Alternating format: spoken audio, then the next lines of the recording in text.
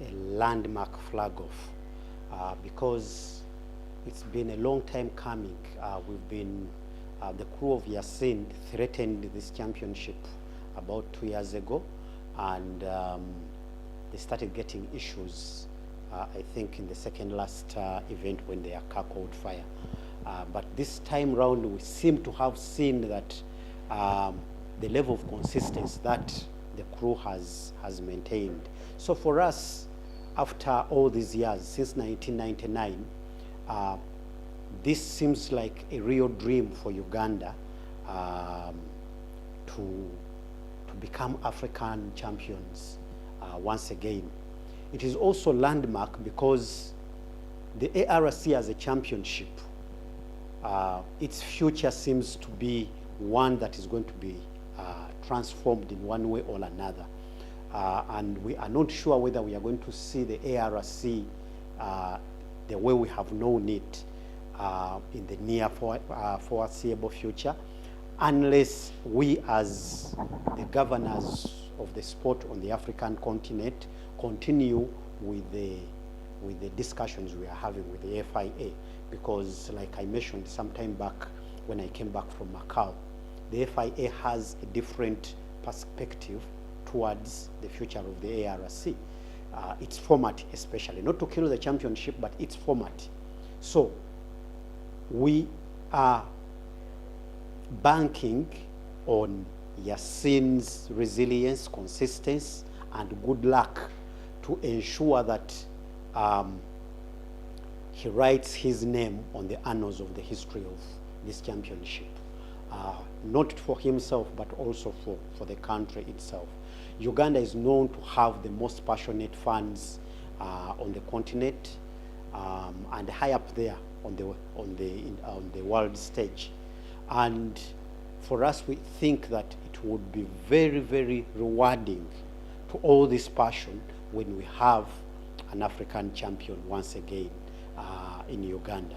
So that is what it means for us. That is what it means for FMU.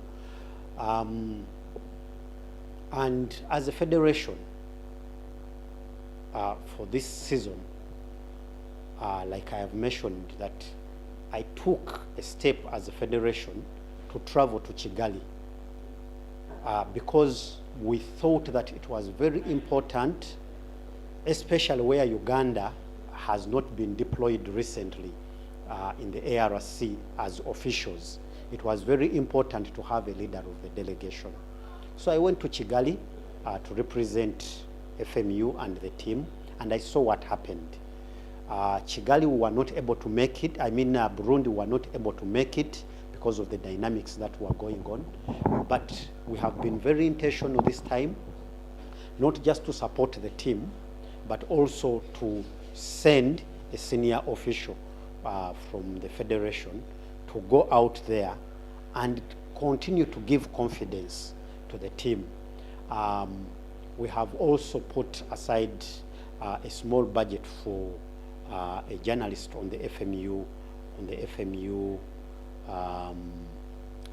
FMU media team to also go and take record of the proceedings of this penultimate event. So we think that with the support, with the confidence we have in the team, and of course with God, because in all this, like the Bible says, it's not the fastest runners that win the race, but those that God has favored and has those whom luck has smiled upon, Lady Luck has smiled upon. So we hope that Lady Luck smiles upon our team that has traveled. We hope that all the funds, the buses of funds that have traveled, offer the inspiration that Yasin and Ali Katumba need to become African champions. It has been quite fine for us as a team. We started all the way in Safari. We garnered some good points. All the events we had, and apart from Rwanda where we got some problems with the car, but we later rectified and we came back for the Super Rally, where we also obtained some crucial points, and Burundi was a success for us as well. We achieved our target as a team, and here we are for the final round. We are hoping to maintain the lead as we have done throughout the entire championship, and we are hoping to bring back the championship here. That's our major target. In all the 6 attempts, 2 or 3 of them were basically studying the terrains of the different countries we are doing, and there have been a change of organizers. By the time we started, we even had rounds as far as South Africa, as far as Zambia, as far as Ivory Coast.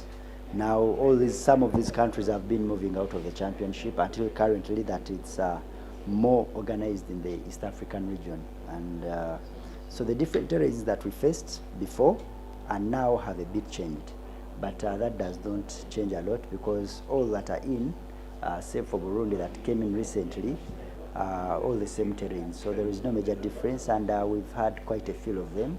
We'll be comfortable in all these fields, so we are good to go. You see, rallying may not be like any other sports where you can play syndicate. You see, it all goes back to you as a competitor.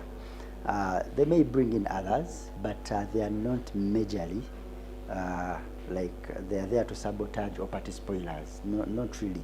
It's about you, your effort as a competitor. So it's the spirits we are in as competitors is to go there, win. That's our major target, and we want to maintain the lead. So whoever comes on board is welcome to enjoy the fun. So that is our major aspect. We're not looking at who is coming to join, anything of the sort. We're only there to go and win.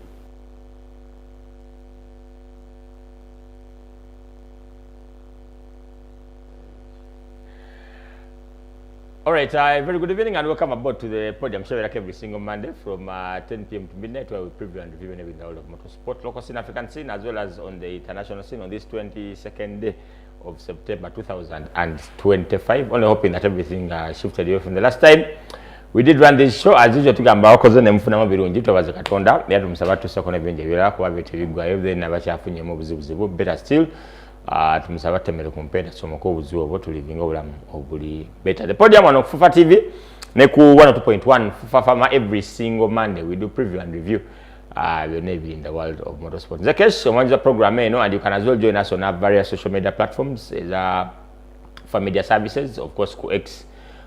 So kwa ngwezo bakabo ajawa different so kwa tusoma ne ku WhatsApp 0703810371. I'll definitely read your question or comments and respond to that accordingly. In full house ne nina Leon Senyange as well as Anthony Mugamba to digest a lot regarding all the motorsport because the name of background screens are fellows more about the glimmer between we are seeing us winning the ARC, which of course for me part of today's program, as well as the coordinator of esports. There's the first event here running previously. You will definitely bring us up to speed, as well as other events as well. You have to start baby steps, even karting at with baby steps. Now last year they only had a few events this year on the calendar. They have 6. One of course CMC is one of those clubs in an event here karting. So slowly but surely we shall get there. Then we kick it off from there. Antonio, abantu abatuliza tubulene ku channel experience yokubanga wali musale nnyo nga tuba South Africa mutamu omuntu nga tuba South Africa muto atono gututi abalabi ba Fufa TV n'abawuliza ba Fufa Fama balamusizaako n'embebaza emirimu makulisa wiki ewedde mukulika emipiira tuludde okulabagana Chani qualifier mwebali kuwagira Uganda Cranes ate mungeri enjawulo nafa ono ekitukwatira ennyo nti eno tuzanye emizannyo naye n'omuzannyo gw'omupiira tuguwa obudde ne tuvaayo ate ne tudde eno ne tunyoola kati twewagira nabo beero lyawo omupiira lubafubutuka eri mupiira ne bajja ne batuwagira eno nga tunyoola ate ne wano TV kubanga kituufu airtime ono gwe batuwa terwalala gye tuyinza kumufuna mungi tubeyanza nnyo buli kimu kyonna ate mubeeyo kale mukulu. The last time you were a man of many hats. The last time you appeared there, the member of Sporting Commission, the chairman, so we are going to move into Sporting Commission. Yes. Commission. Leon sabuze twala. Malamusize nnyo mwenna abatulaba ku Fufa TV n'abatuliza ku Fufa Radio mwebale nnyo emirimu gye mutaddeko engalo wiiki kasubeti netandise bulungi nnyo era n'okuwagira omupiira nga Antony bwagambye agambye nti naye oluusi aguzannya naye njagadde omubuuza oba namba ki namba ki naye nga okutwaliza awamu tuli mu ssanyu ab'emmotoka z'empaka omuzannyo gw'emmotoka z'empaka nti nengula ya Africa twasobola ogiteekako emikono okumala emyaka 26 tuzze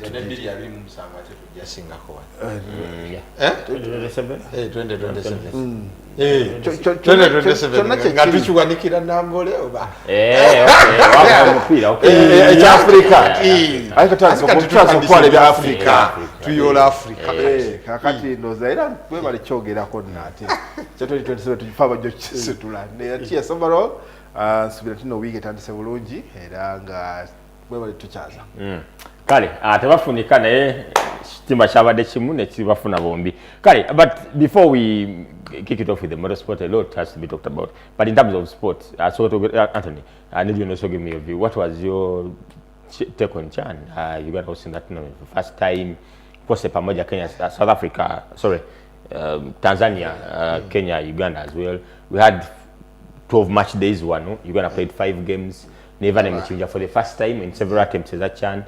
As unfortunately Senegal to Jacko 1-0, but it was worth it, and I saw people applauding the players and the team, despite the fact that they lost against Senegal.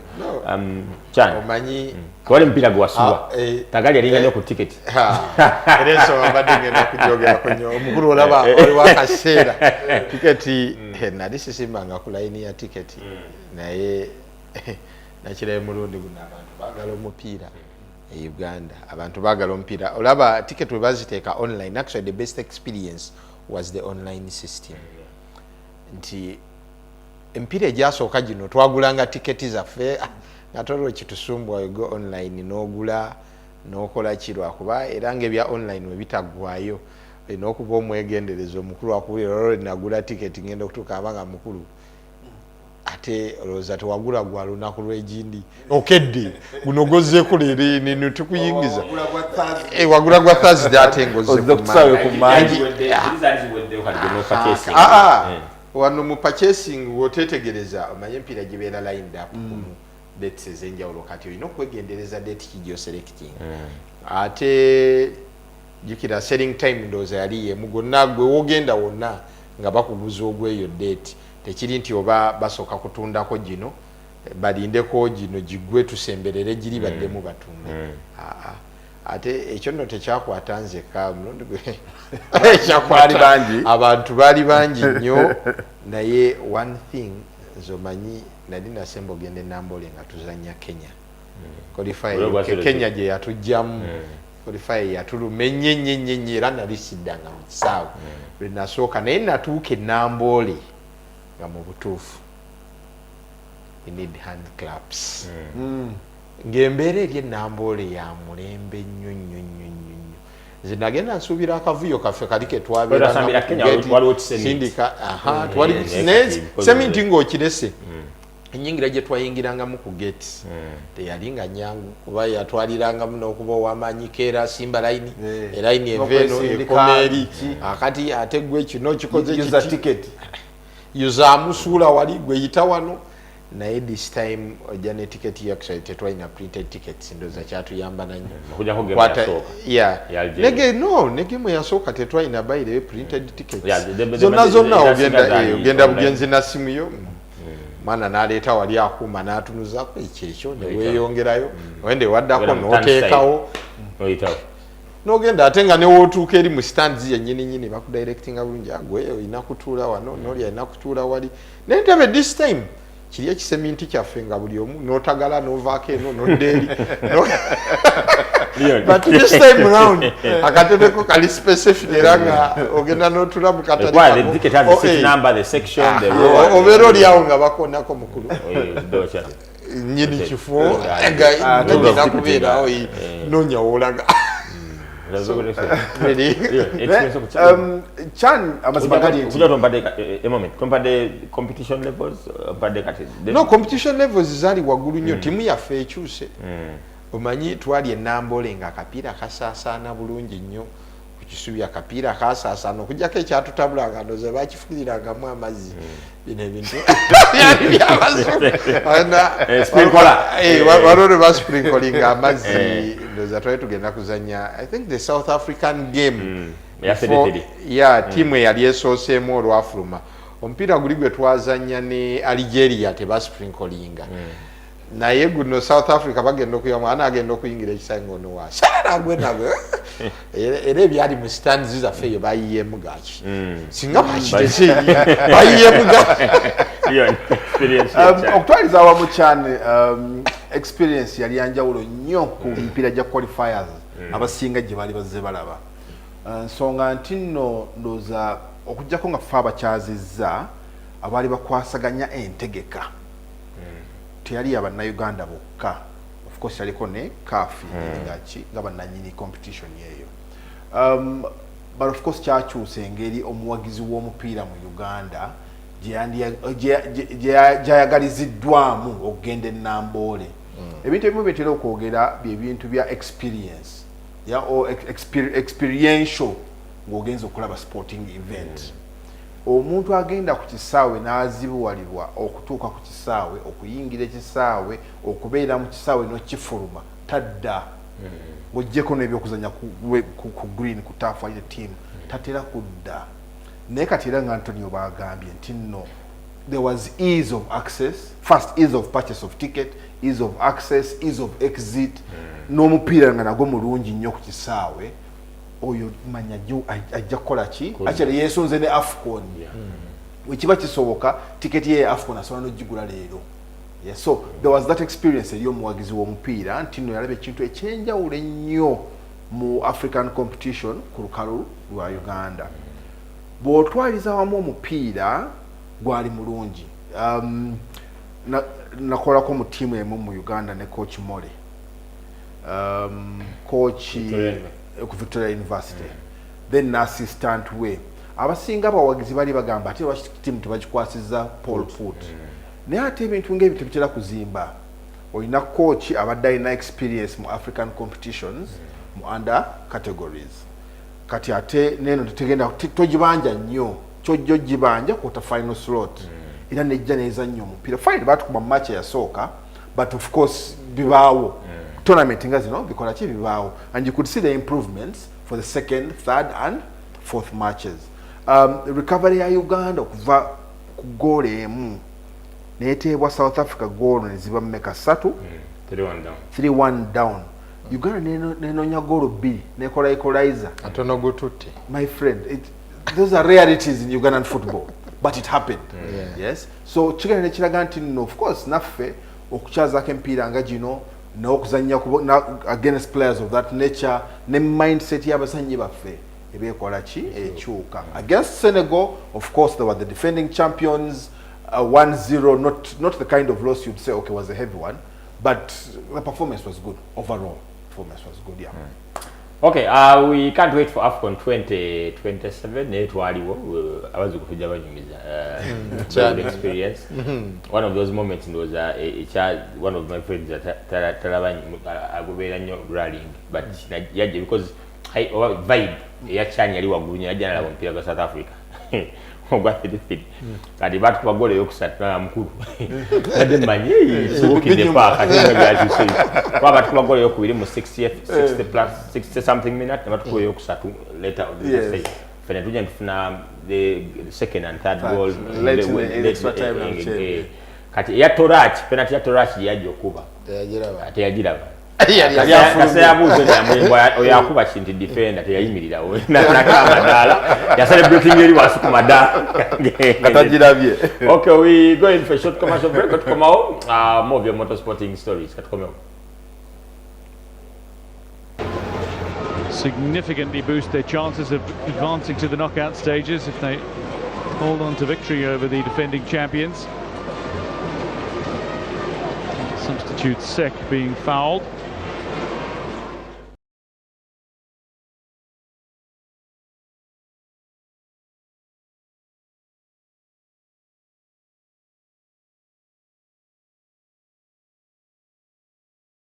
All right, we'll be back from that short commercial break. It's the Podium to be back every single Monday from 10 p.m. to midnight, where we preview and review in the world of motorsport. In Alion Senyange, as well as Anthony Mugambo, and two gentlemen. Those are two gentlemen who have all won different championships. I don't know, Anthony, how decorated you are. Leon, I don't know how decorated you are. And I'm the most news on what really, I'm the recently most decorated. Repeat the recently. Most decorated among its recently. Okay. Kale, tomorrow the penultimate round of the National Rally Championship launch is upon us to Panamera. Producer so to in memory of the late Rajiv, and this event. The venue is the same. No, I think there is one restaurant somewhere. I think Kubanga Panamera these days it is a square. I think it has many. Yes. Why Narabia somewhere? Then I think there is a particular place for Panamera, not within. Within. But this event is upon us and in memory of Rajiv. Sorry, please. NRC6 is upon us. Yes, NRC6 is upon us. Very exciting championship that we've had so far. Of course, Posiano Rakataka has shown that he's in for this one. He really wants it. A couple of victories there in.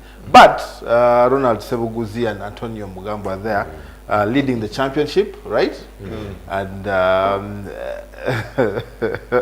I wish them all the best for this one. The launch shall take place on Tuesday, 23rd September at somewhere else.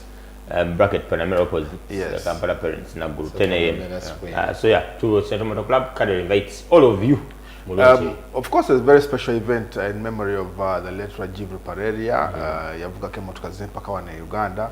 Of course, naye alina kyeyatulagako ku busobozi bwe yali alina mu muzannyo ogwo.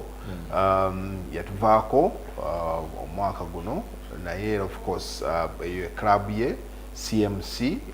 It's very befitting that the memory and the event itself is named after him. Yeah, Rajiv Pareria Memorial Rally. Yes, era nsubira abavuzi nabo abajja omuzannyo around bajjajiwa ekitiibwa that he deserves, truthfully. On the competition side of things, Gulu is a very good hunting ground. And nsubira about 2010 navuga ko rally Gulu ne Nasamutebi. Very interesting stages they are in. Of course, then I think last year. Wanji.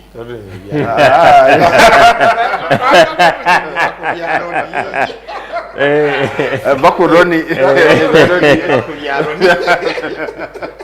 Yes, but of course, Gulu nayo okutambuza omuzannyo n'ekibadde kirungi. CMC club yasalawo ogenda Northern Uganda. Of course, olw'etteeka eririwo nti nno omuzannyo gulina okubanga gutambula mu districts ez'enjawulo era basobodde okufunayo good reception mu Gulu city.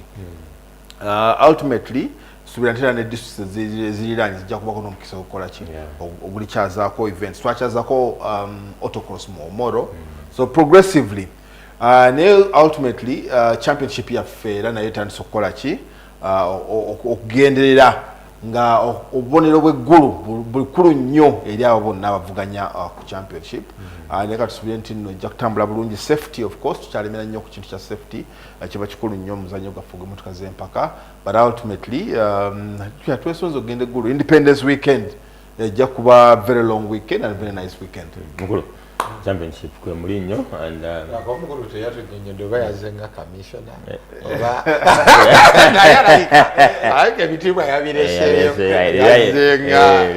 the producer ina kye yamutaddeko era kiri befitting n'olwakula leero ale yeggulu omanyi championship ye Uganda emabegako tebadde nnyo bweti. Naye okuva lwe twakyusa point scoring system ebintu byatabuka. Championship egendera ddala paka ku event esembayo. Naye zino event ebbiri era wetuba tunyumyamu ne ba eyo ku mmeeza zaffe gye tubeera n'omukulu. Tulina emmeeza zitombuuza. Tulina emmeeza zaffe gye tubeera. Anaasubwa ey'eggulu n'eyehoima. ajja kuba season eno talabye Ochoge because ezidako. ajja kuba season eno talabye zisalawo champion kubanga zino eraale ebbiri ziriko okuvuganya kugenda kuba kw'amaanyi nnyo kubanga buli omu afiira ku munne buli omu amanyi nti walabye ekyabadde Tanzania kati byebyo nokijja wano ojja nakusanga nga tufunye ku bacuba abantu batandise okunoonya ku bacuba Mchuba yasoka nakola ale booking dakiika namba kati nala difference wakati we ne gwayagala okukolera nga ya seconds zali 13 nakola late booking at one control yakola ale booking dakiika because penalize minute per minute then awaddako nakola late booking ya seconds 10 omukulu n'asese tukanaba mu fosi yalimu nada mu kyokubiri yena nada mu kyokusatu nenga masinali kati rale yeggulu eyo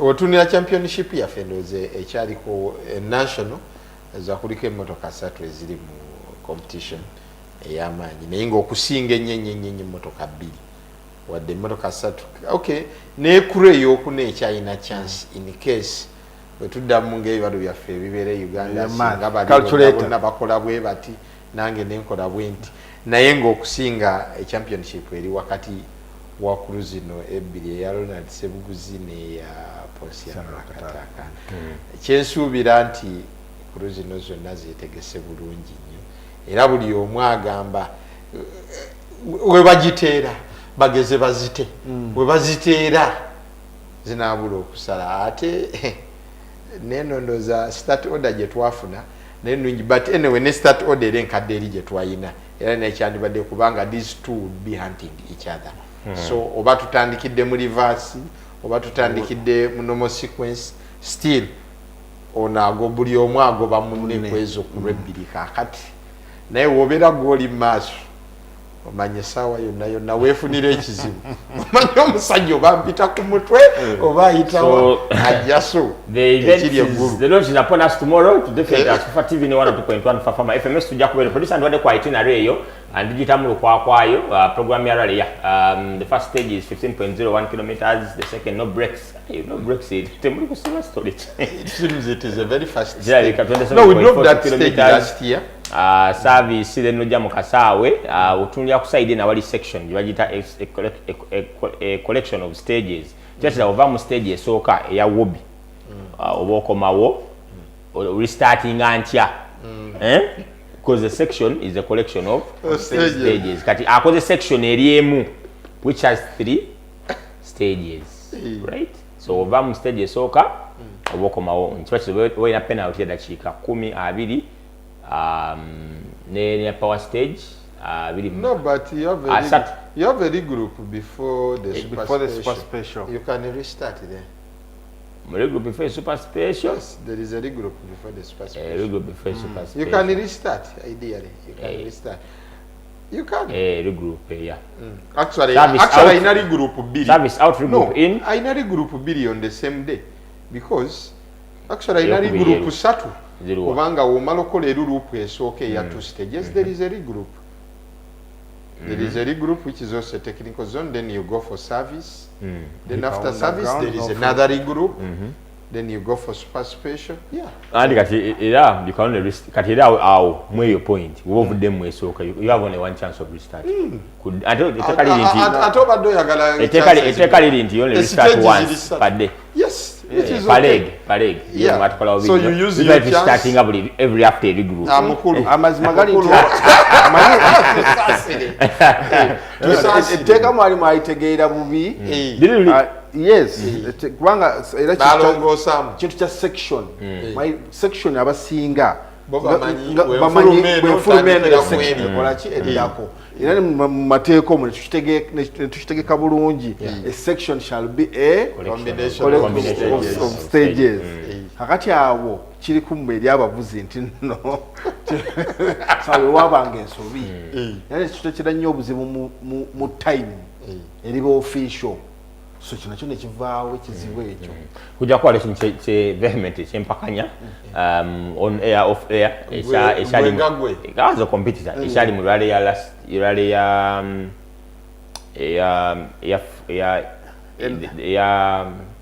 jinja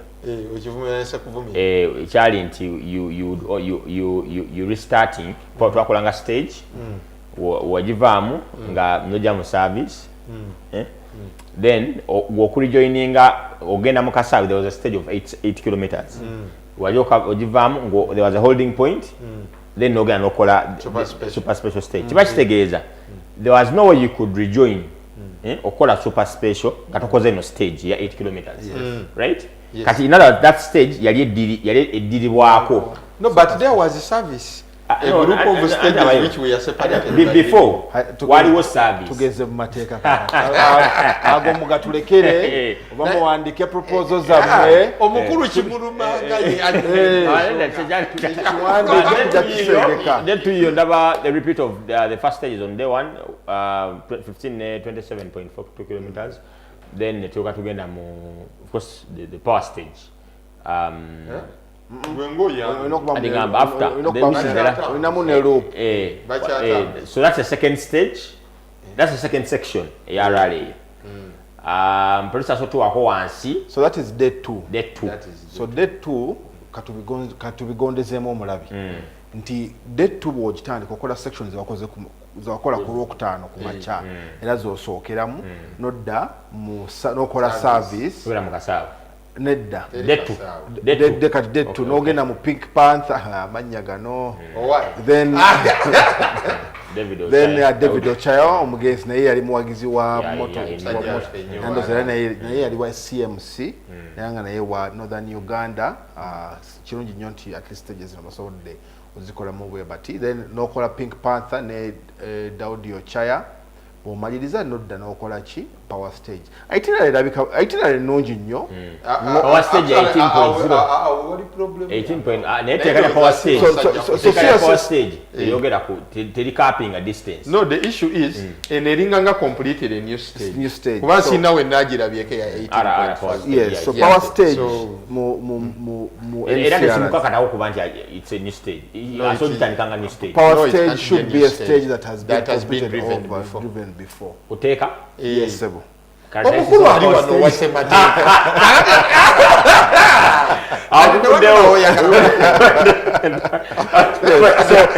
of course ekyo bajja kitereezaamuko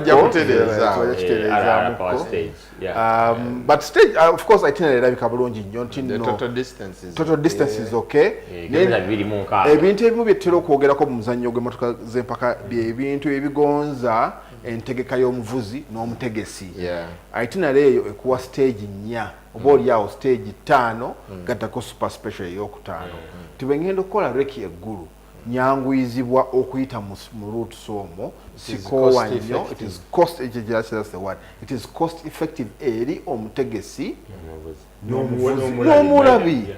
n'omulabi yennyini so those are the kind of itineraries zetwetaaga twalaba itinerary ya Tanzania newedde ku weekend newabaawo navigator omu napostinga ku forum and our people seeing this era tumujja kukebera ku Excom forum nga itinerary ya Tanzania ogirabya ddala nti 3 stages the whole rally nga ziddibwamu so those are some of the things byensuubira nti no ba clerk of course baffe oba oliawo nabo balina okwegendereza ennyo okutegeka routes nga zino era ezitamenya muvuzi ezitamenya muwagizi ne clubs zo the organizing clubs because clubs nazo tezirina sente this saves them a lot tugende mu kyomupiira clubs tezirina sente tugende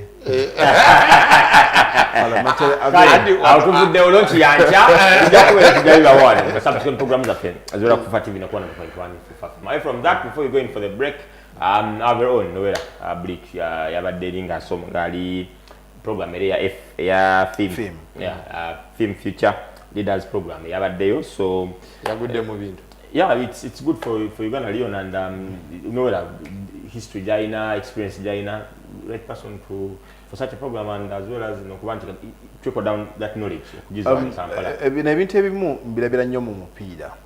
Waliwo abadde za Egypt era ab'omupiira project emu y'okusoma. Mukulu Sean, I think Sumaya. Naffe mu motorsport wadde emikisa gyaffe si gye mingi ennyo okugenda ku projects nga zino naye kiba kikulu nnyo. It's very, very important to have personnel gaining more knowledge that they can bring back home and also help those that have not been able to travel. So the project says zetwandiyagadde okukola nga federation. Yes. And zeetaaga planning, zeetaaga okumanya nti nno gundi alina obukugu mu kino katutandikewo program esomesa abantu ku kino na kino na kiri babe nga basobola okubuka mu processes ng'ezo. So kirungi nnyo nti abantu abamu wakanga nowera mu safety ne mu pikipiki yeeyongera okuba nti nno amagezi ago gonna gabayizeeyo asobola okugazzaako wano Uganda ne tubaako n'ebingi bisobola okuyiga. But I think actually pikipiki ndowooza zifunyemu nnyo mu kintu kino. That film, we have a lot of film accredited people mu sport yaffe. We have a lot of film accredited. Abasomye courses za film ne bafuna ebbaluwa biki rather than eno ndowooza mu motor rallying. I think naffe eno tulina okwerwanako that our people get more into this kind of education. That's one. She leads mentorship program. Yeah, Prince Asoko expansion Novella Brick. At what the other Uganda's Novella Brick gains film experience. Yeah, it is. Program in Iran is the 2025 edition of the Film Future Leaders Program, concluded with 2 days of engaging sessions and exchanges. 20 participants from 14 national federations across 5 film continental unions. Completed 8 months of training. 8 months? 8 months of training. Yeah, that's Novella Brick. Maybe they have been studying online. Maybe graduation or something. Yeah. Novella Kongs, and let's hope that that knowledge again in Kampala will be impacting sport, because she has a lot of experience in motorsport. Actually, if okutunira program she leads a mentorship program, subirantino film program ya kuyamba abakyala bali mu muzannyo okutwala administrative positions. Naffe mu motoka z'empaka, of course, nakyo gye kiri women in motorsport ne programs zonna eziriyo. Encouragingly nsubirantino we need to have more females getting engaged in administrative roles within the sporting federations of ours. Kiyamba nnyo, kigonza nnyo ku bintu ebimu ebikwatagana ku programs z'abakyala. Amazima gani fufa njegomba nnyo ku administrative structures zaayo. Batandika project ya women in football emyaka nga giwerawerako emabega ng'abantu abasinga tebalina ssuubi lingi nti nno women's football eyinza okuvaayo can develop. Leero omuwala ali mu ssomero yeegomba okuzannya omupiira kubanga alina bangi balabye abakutte ekkubo yegenda mu professional ne administrative naye opportunities nazo weeziri. So suubira nti nno nayo motorsport tujja kuyiga ebintu bingi mu processes ng'ezo tulabe nti nno we have more females within the administrative structures. All right, we go in for a short commercial break. To come out, to talking ESPORT, to na coordinator wa ESPORT mu Uganda. Leon Senyanga. Katukomeo.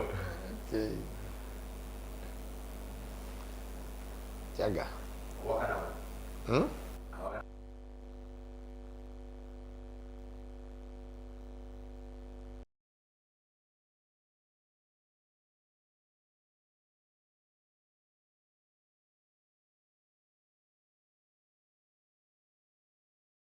All right, we'll be back from that short commercial break. It's the Podium to be back every single Monday from 10 p.m. to midnight, where we preview and review in the world of motorsport. Full house na Anthony Mugambwa, Goba Championship ya 2025. 2024. Ako drivers. Yes. Sagara wina. Agati ulero sarang. Those were gamye recently. Recently. In the recent past. Leon Senyanga is a coordinator our ESPORT FM Leon. You bring us up to speed about the ESPORT. The first event took place on the 30th of August, which was last month, and it was a success indeed. Nalaba Juakari and just Bayae, Shafik Matovu, Umar Dauda as well, Yusuf Babu, Gabakuba Jia. But what innovation any have there? Because what you were when cutting was taking shape in Uganda and it's where e-sport abasinga teyakatandika just ntino mwaka guno nedda. Chenzi jukira nze kenyini nategekako event ya WRC mu 2008 ku Garden City. Motoka za mpaka era zine za video game za 208 ku Garden City.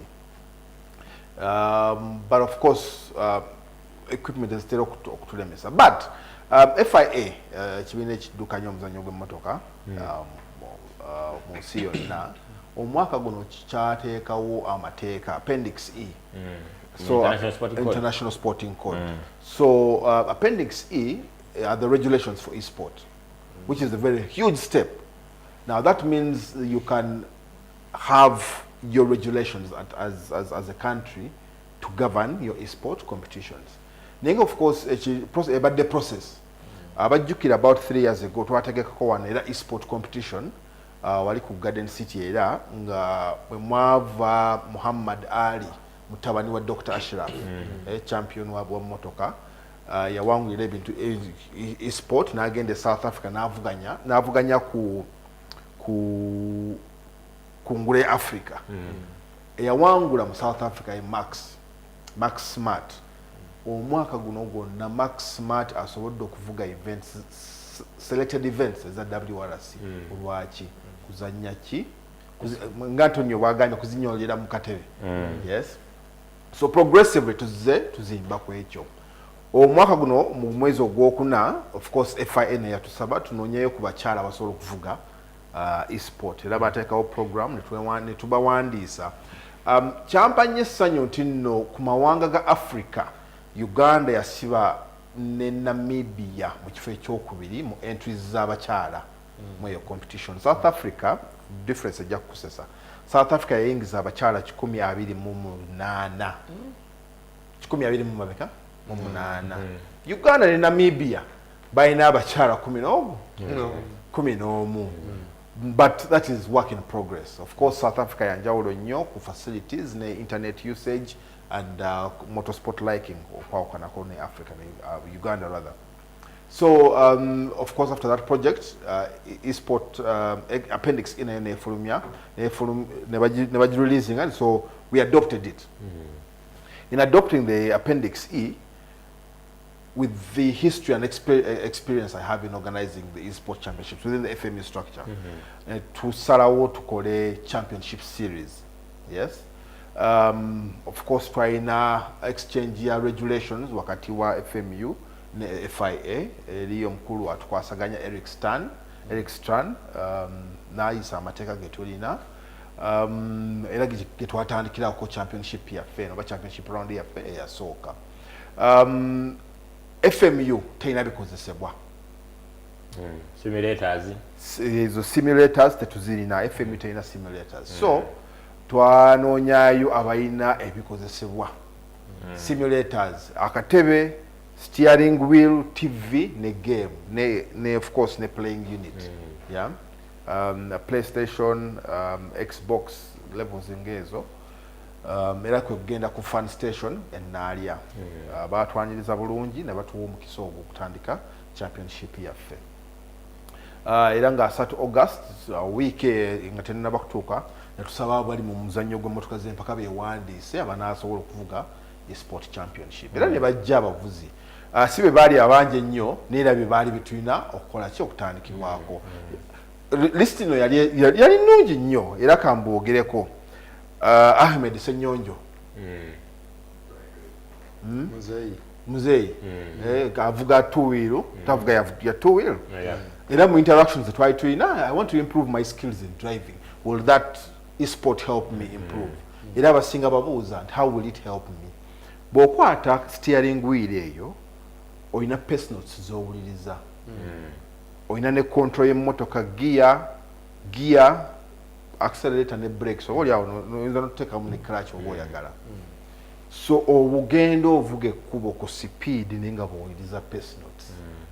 Era nga bwekibeera mu mmotoka y'empaka olina okumanya nti bwe nnyingira ekkoona lino nina okubreakinga nga mangu, bwe nteeka mu giya ey'okubiri oba namba emu n'ennyo omuliro ejja kukola oversteer.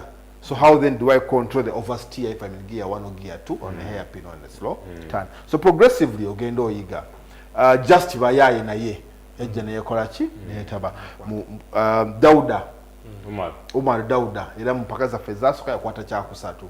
Competition yali y'amaanyi nnyo. Katika ye Juwakali. Story ya Juwakali ate yesesa. I do not know how to drive these things. I've never driven these things. Yajja tugamba nti nno tavivugangako yakola ki? Yawangula. Oh why? So kadola omuntu bwanyole I've never driven it before. Shafik Matovu, of course, Shafik Matovu mujukira ku Garden City. Naye yaliwo navuga WRC ne Formula 1.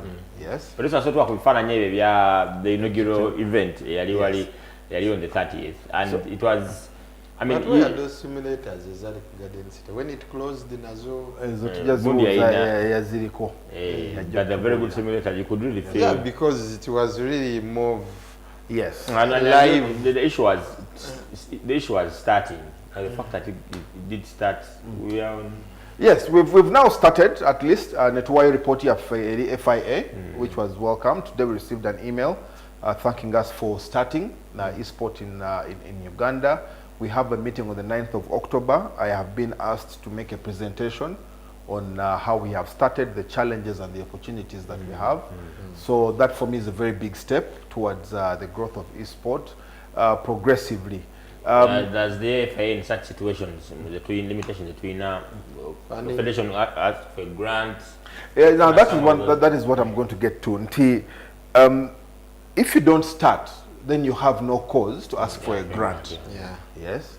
And one of the things that we had to do was to start regardless of the situation. Yes, regardless of the situation.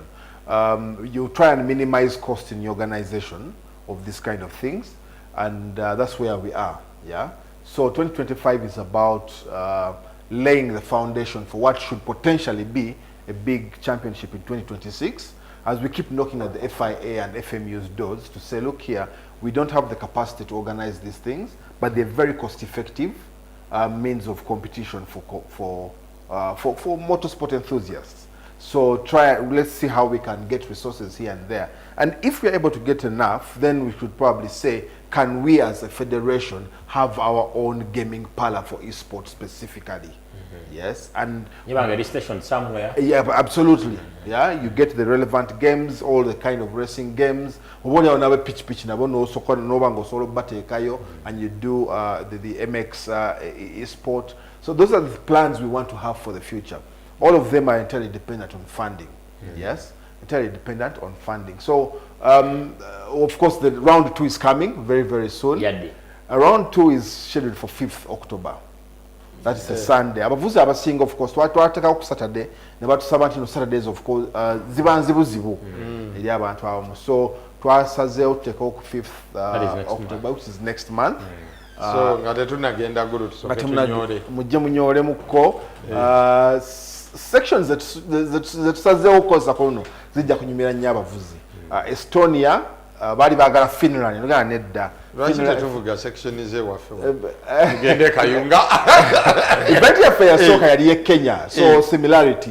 Naye games of course zikuwa opportunities ngati enguudo ez'omu Chile ne Sardinia zifaananamuko oba ne Greece ne Argentina zibaamu n'obuzibu ng'obwe tulina wano. So ne mu game olabye ddala nga omuvuzi okucontrolling emmotoka agikumire ku luguudo akole time ennungi nabyo bibaamu mu. Is it a logistical nightmare for us to have our stages incorporated in? Because for the safari, because it's international. Yes, international event. But going so that comes to the game developers. So the game developers are working with the World Rally Championship to develop a game for the World Rally Championship. Unless now this is regional. Because now we are doing it on a regional basis. So if we can have a game developer, and they are able to get into the coding of this kind of things, the futuristic. Abana no basoma ebintu emukulu. Abanga wedding adinga kuko. Naye nabadde following nnyo ESPORT Germany, yes. Or even the Germany other weekend, I remember sending even a photo and did it. But then following on the disciplinary ESPORT is Zambia. It's very, very, very fantastic.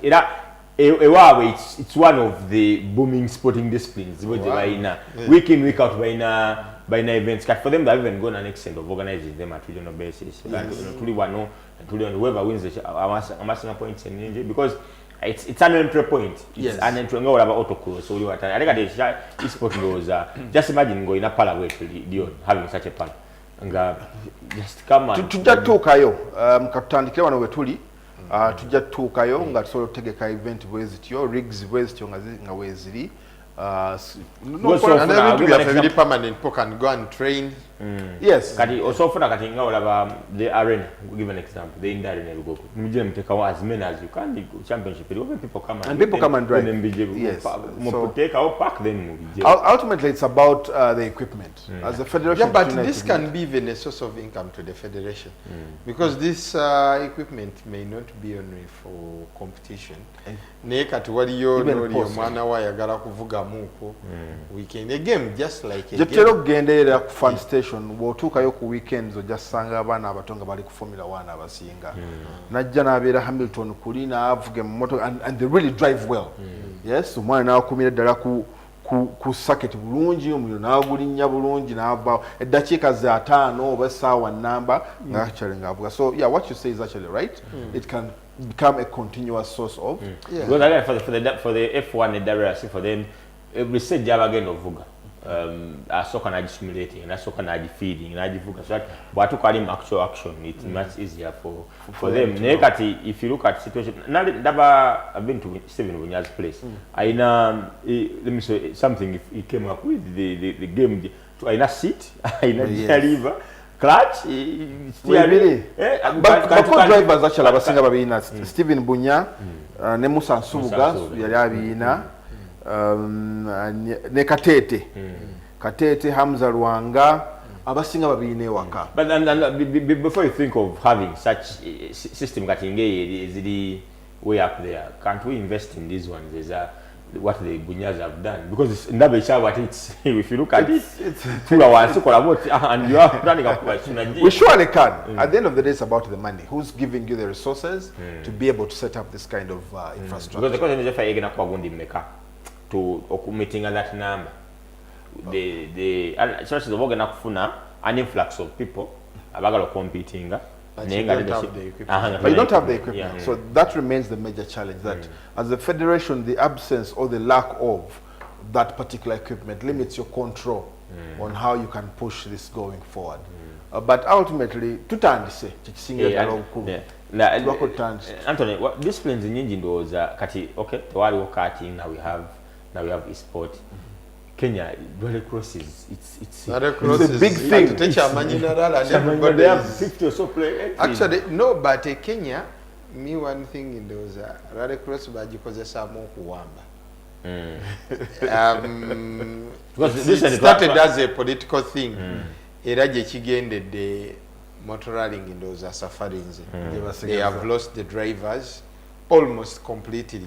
Wesaga nti rale yabwe kakati fe yeringa autocross ya Uganda. Autocross ya Uganda egisinza entry. Ate wogenda mu rally cross kati ate yeringa main rallies zitubeera nazo. Naye nga jjukira abali bakola rally cross e Kenya be bali bayekedde KMSF. The Motorsports Kenya. Yeah. Quite last time I hosted Eric Bengi, Richard Onoi. There were 4 of them. Bobagamant, the Federation ya Ghana, Uganda Sports, Uganda Sports Act ya Fuluma, 2013. That I think that was the regime Yaba finished Mathi. Then Maina Wayajo Mutuli Aliko did nothing about it. Katibone again and registering another federation. Kati recently they won the Wagana Mokoti, they won a bargain tribunal.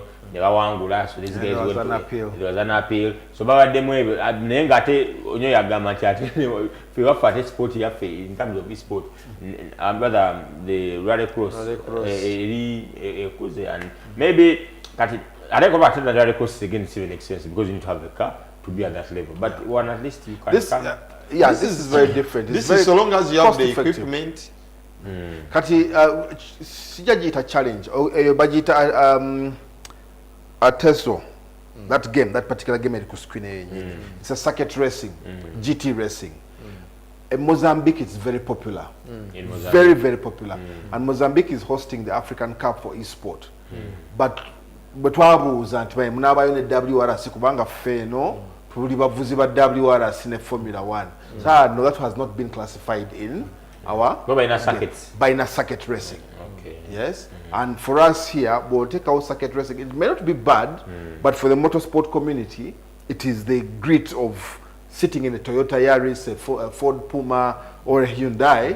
Now I've got that he relates with one Formula 1. So it was part of the discussions that if ever an African country is to host an racing e-sport competition, they should be able to cater for majorly 3 categories: the Formula 1, the WRC, and the Teso racing or the GT racing. Yeah. So ultimately, we need to build the niche on our rally, which is the WRC. Of course, Kenya here is the WRC. We really want to call on to young people to come and be part of this. It's a cost-effective way to come and be part of motorsport. The stages themselves are a bit real. It feels real sitting on a rig and shifting gears and being able to know that I can shift from number 5 to number 2 in a particular situation. No kuvuga kwenye skill yo kuvuga yennyini ya ebayanja ulo nyoma yanti if I put one tire munda muno corner lidako lino kuteeka good. It helps you understand this kind of things. Gundi not say Gundi as calling a grist. Kakati Ngala game ya kakati round edako. Ide papa. Genda nkwate mutoje. Jango okwate mukuba actually entegeka ya round ey'okubiri nga 5 October nungi nnyo. Rwale gitwasooka okukola yali ye Kenya, twakola stage nsubira za stage zo zaali 5 zokka. There were 5 stages. Abavuzi ne bagamba sebo yongezaako ku bino ebintu. How do it's the best time in all the stages? Yeah, so it's prepared very much like a rally. Yeah, we give an itinerary. Yeah, no manyati no ngena vuga shakedown, mvuge Senyange stage, mvuge Solomon stage, mpumule. Yeah. Obengali mu service. Okome okole stage endala 2, mpumule, okole stage ekola ki esembayo. Kane game to opportunity okukyusa conditions. Tuyinza okusalawo muvuge stage esembayo mu nkuba. Oba mukasana, oba sinonga mungi nnyo. Even I will be testing out visibility. Then I'm allowed to set my car the way I want it to set. Yes, so this is what happens. You register and we draw lots. Yes. Then ntebe ziri satu. Nentebe mchusa at some point. What and kid them ntebe nambe mu round yo eddako oyinza okutula mu number satu. Yes. So botula netugamba please select your car, do your setups. Buli omu abikolera ku time mu dakiika ezo ng'emu oba 2. All drivers ready, please go to the next stage. Select stage. You select stage, go to noon or rainy. Everybody does the same. Yes. Then you go to the start. Yeah. And say good, click X. Remember X netana ko babalida. 3, 2, 1. Einamu ne jump start. Awanyi jump start einamu jump start. Kujitagenda. Bojitandika tenaba kutuka ku go. Penalty yekola ki? Eruma automatically. Yes. So very reflected on your finals. Yes, ojirabira wali ngekuse red.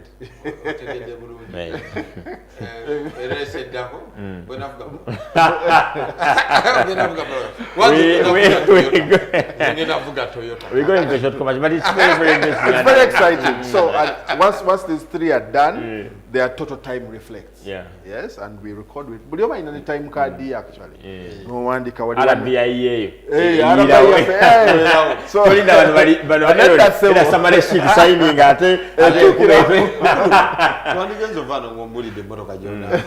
Citron. Yesterday. Yesterday. So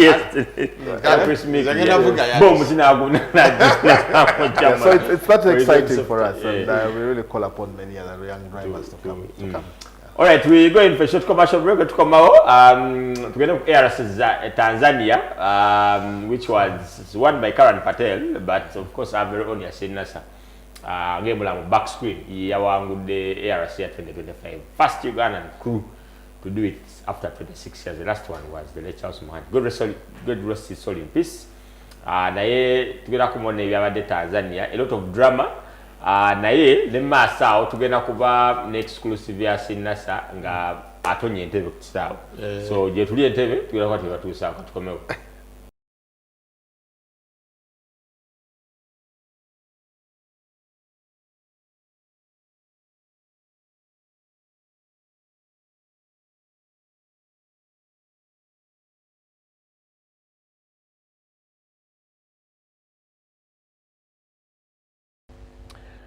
All right, we'll be back from that short commercial break. It's a Podium every single Monday from 10 p.m. to midnight. We'll preview and review in the world of motorsport on this 22nd of September 2025. Nina Antonio Mugama and Leon, prior to that break. The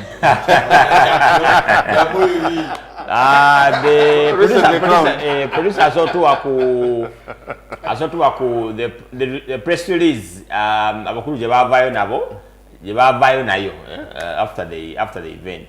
That press release it had a lot of information which I really want in a minute before we talk about the ARC, which was won by Karen Patton in House of Khan, and Sinasa winning the championship. So this has not worked with statement here, that press release, then we then together Chidako. Yeah, the inaugural FME Esport Championship Series off to a blazing start. Isaac Juakali, Guagambe, Atena Chaman. I've never driven these things before. Yes, okay. I've never driven these things before. As on the inaugural round of the FME Sports Championship Series, beating 6 other racers in the digital racing competition held on 30th August 25 at Fan Station, Metroplex Naya. By the way, those FIA Atandika, the digital cup. Yeah, soccer, the event ya soccer. Yes. Yeah, Roma, 2019. Yes. So you guys are right with that digital racing competition.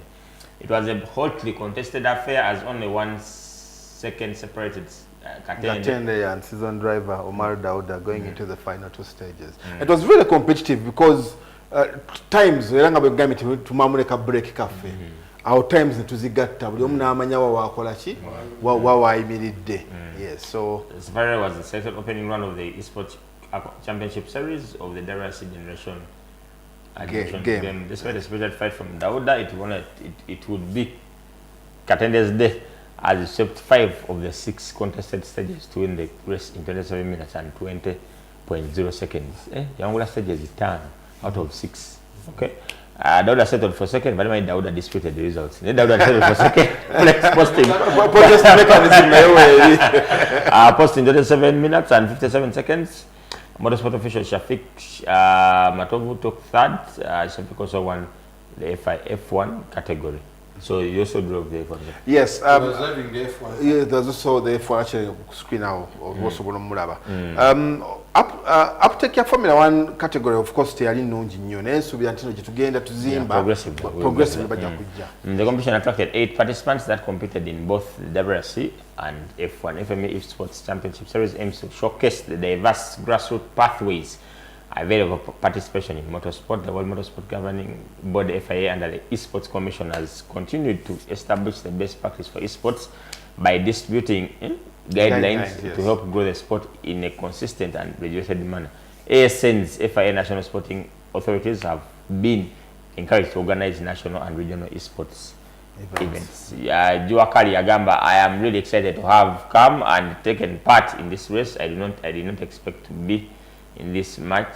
I didn't expect it to be this much fun. It was also competitive. I hope we can have more motorsport people in the next round. Johnson Young, esports coordinator, said the important, you quote, the important part is that we have started this initiative. The plan is to have all rounds going on to the end of the year.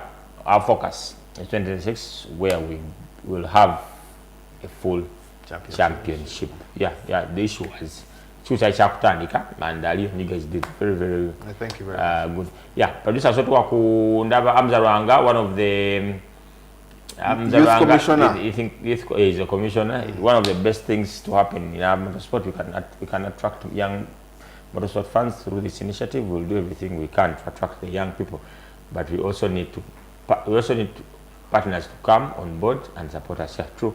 Our sponsors better. The second round is scheduled for the first week of October 2025. Right. Yeah. The results. Producer Soto results to Wansi.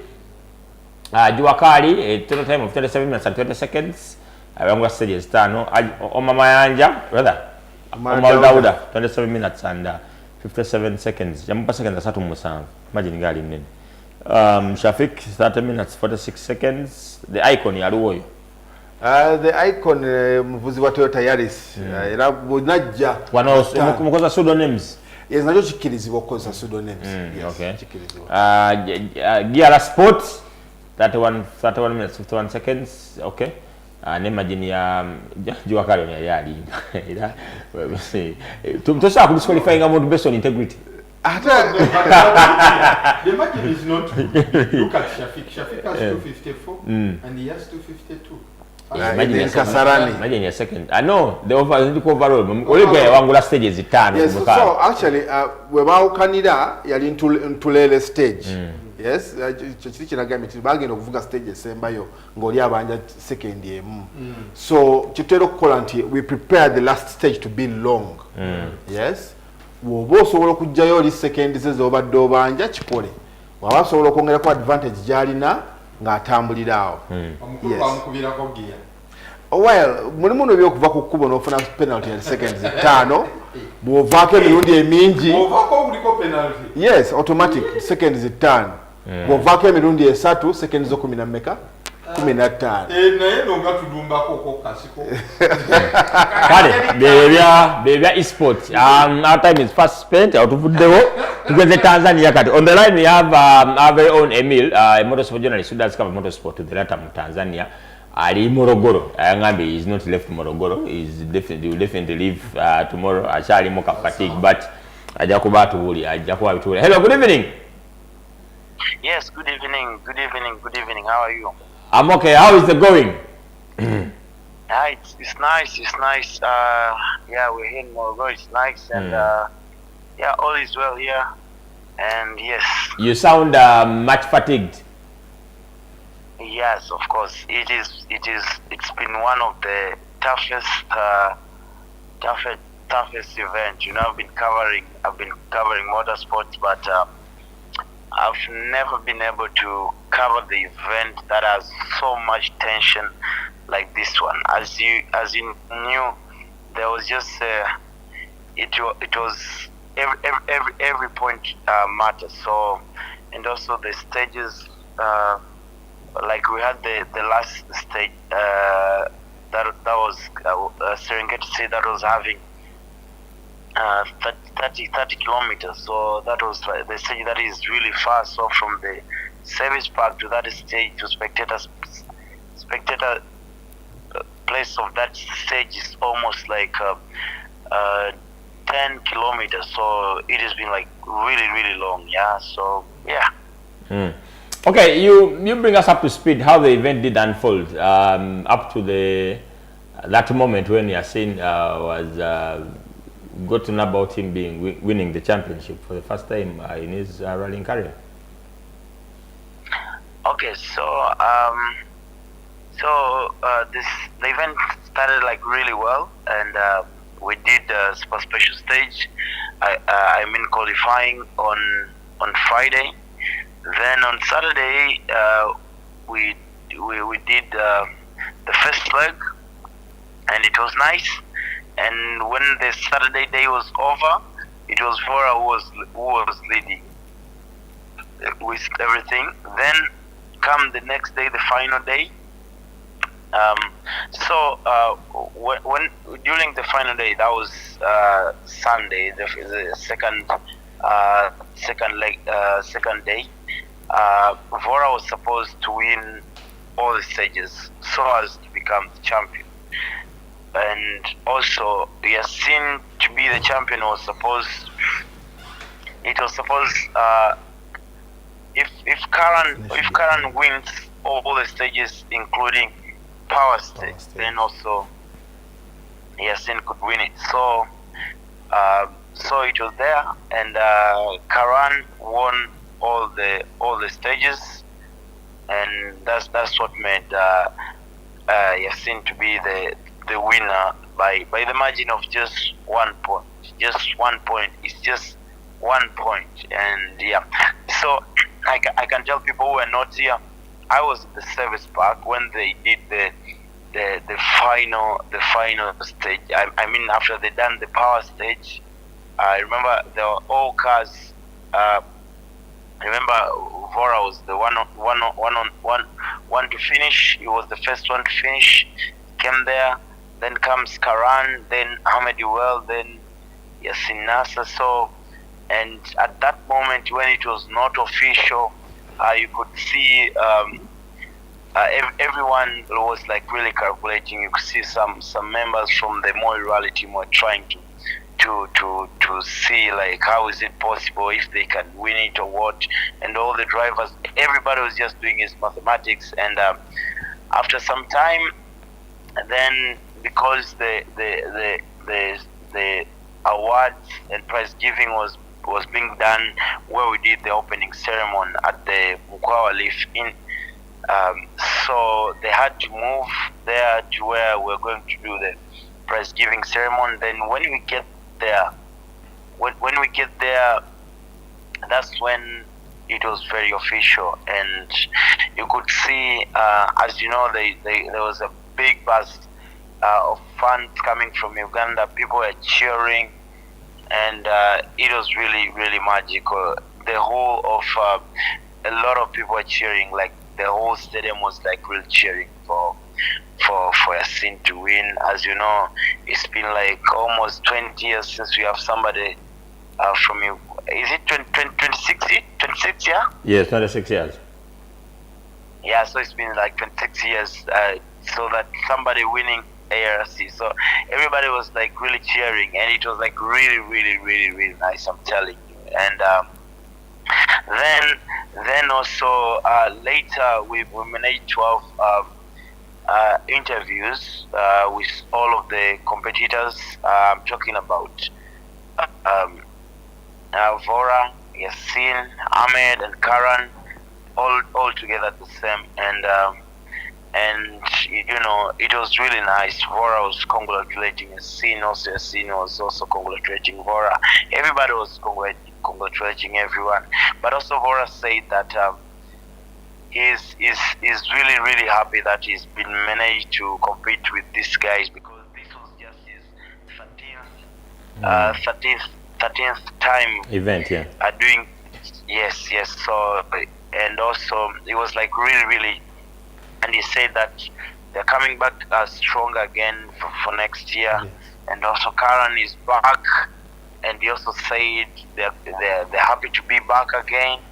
And yeah, and also Yassin also was there, and he was also very, very happy.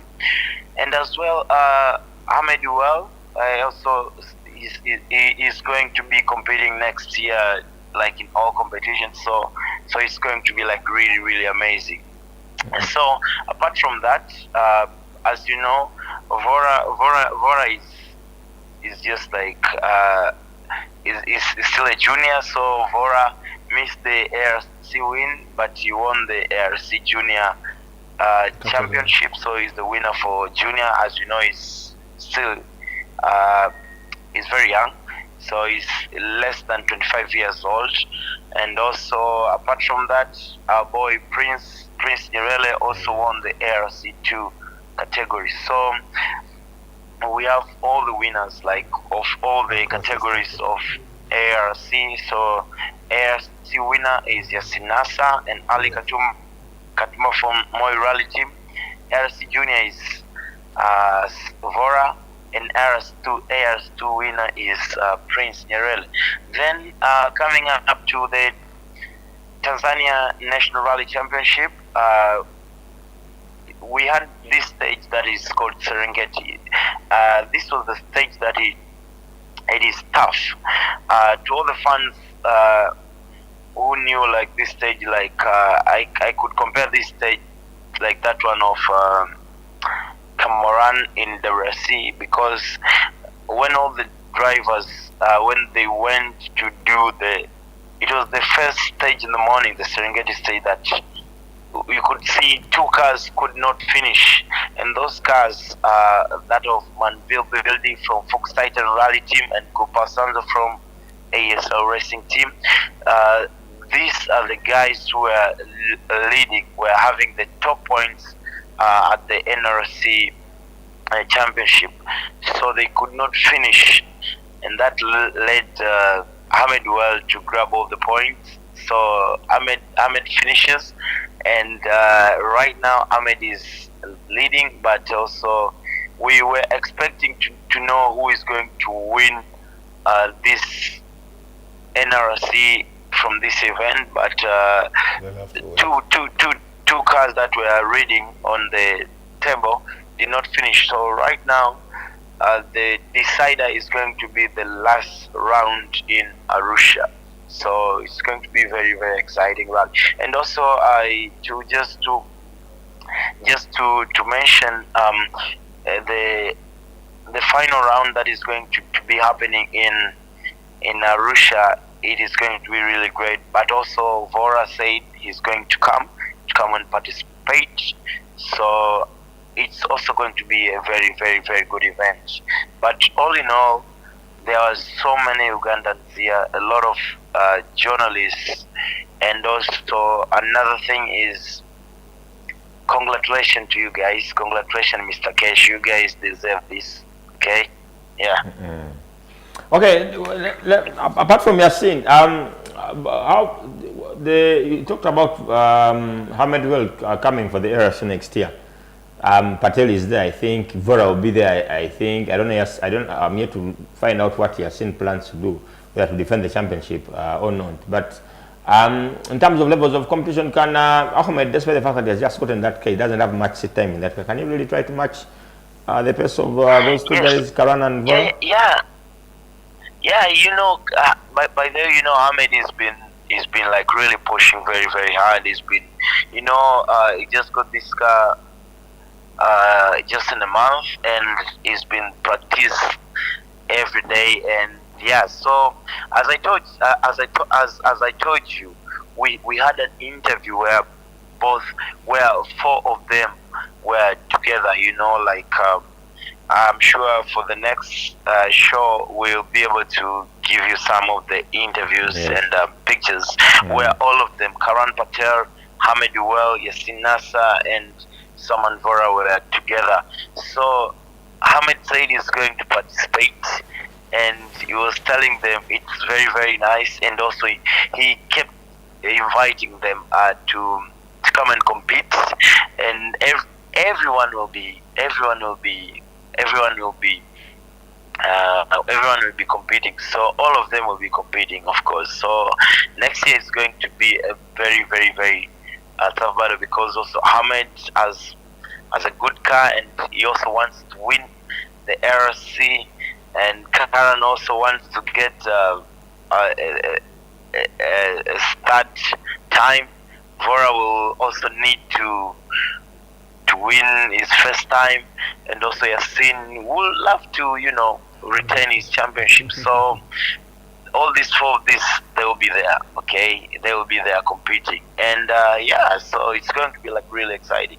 And also, Hamza was there as well, but try to ask him like what's the plan for the future, and you know, so he did not say anything, but we can expect anything, you know. So if Hamza also will try to compete, we're gonna have 5 people like really going for the same title, and it's going to be a very, very, very good battle for the next year. But Ahmed will definitely participate in the coming all the RC championships. So as you know, right now the Kenya RC, the Equator Rally is included in the Safari Rally. So you know, he's going to participate on that. Yes.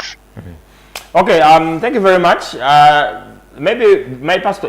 When is your last event in Arusha? It's going to be in December. It's going to be in December. November. 8th and 9th of November, yes. Okay, November. we'll keep tabs on that and see who will definitely be crowned the Tanzanian National Rally Championship for 2025. Yeah. Thank you very much. We'll talk to you in the near future. Okay, thank you so much. And also, I want to take this chance to tell all the people who are watching FUFA TV, thank you so much. And also, as you know, we're here. We will be giving you updates as usual, and see you on the next one. Thank you. Okay.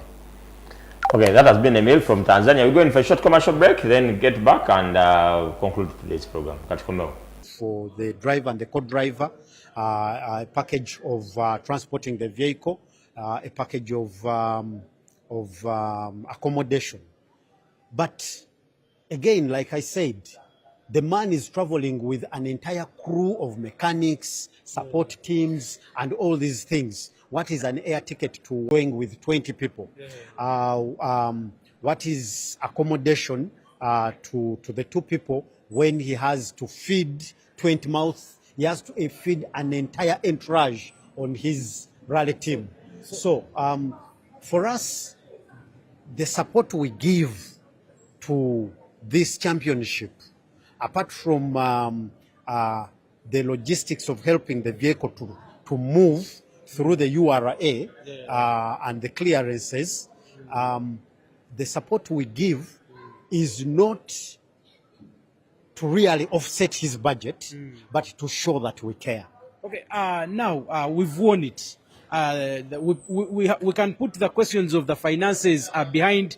We can put the questions of finances behind us and any other thing.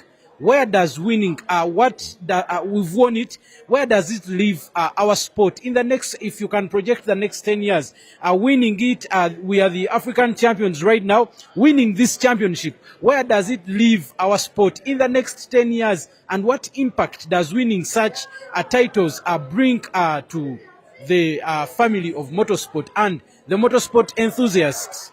Yeah, for me, first and foremost, winning a championship like this one is a landmark in a country where there are presidential rewards for even sometimes lukewarm performances. For me, I think motorsport for a very long time has been left behind.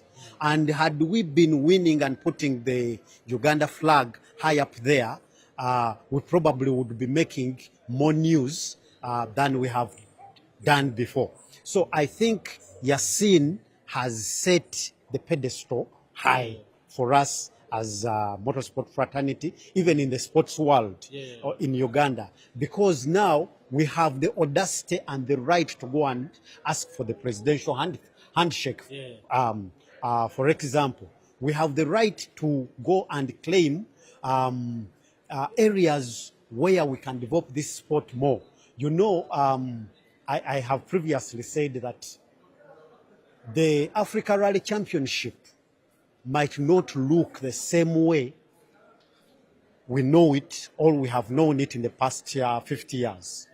Something is going to change. The FIA is preparing new changes in the format, new changes in the way we race, and Yasin winning it now is very timely because we do not know what would have happened if the changes come before Uganda gets another champion.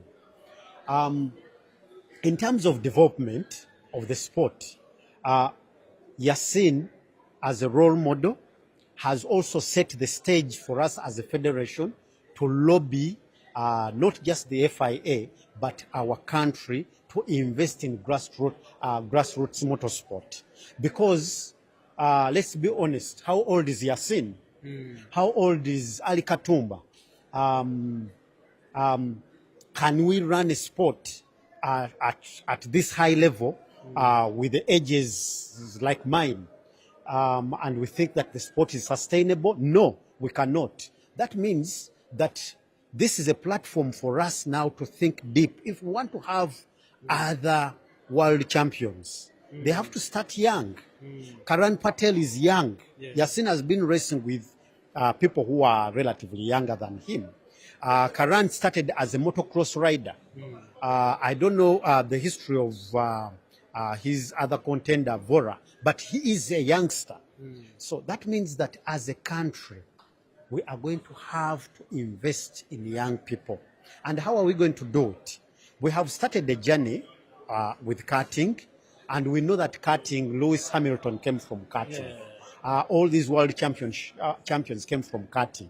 Now we want to focus on producing the next world champions coming from the African continent. And that means that we are going to put a little bit more energies in the grassroots sports.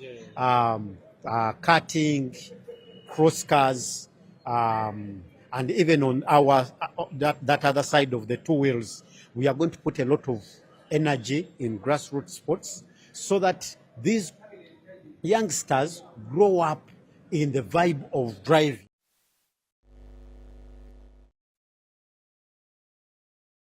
Opportunity comes for them to sit into bigger cars, real cars. They are able, to compete at the highest level. We want to take world champions, we want to take drivers to the world championships, but they have to get the skills from an early age. That is going to be the focus of motorsport. Okay, thank you, Uncle Ray. That is Uncle Ray Nochibida. I think I can have Haj Amidu Gombe. I'll also speak to Haj Amidu Gombe, if you can call him for me here. Yeah. To give you a quick reminder, we will be speaking to a couple of them, but just behind me is where the champion, the African champion, the ARC champion. I've told, as you've heard from the horse's mouth, it has been 26 years down the road ever since Uganda won this accolade. Ever since we won this accolade, there have been a lot of things that have happened in the world of motorsport for Uganda. 26 years down the road, Charles Muhanji and Biaruhanga are winning it 26 years back. There have been a lot of things that have happened. Now, I can speak to a couple. We have a lot of motorsport enthusiasts there. I can have Uncle Joshua is also there. People want to know you. You can say extend some. You can extend this way a little bit. Yeah. People want to speak to you. How do you feel?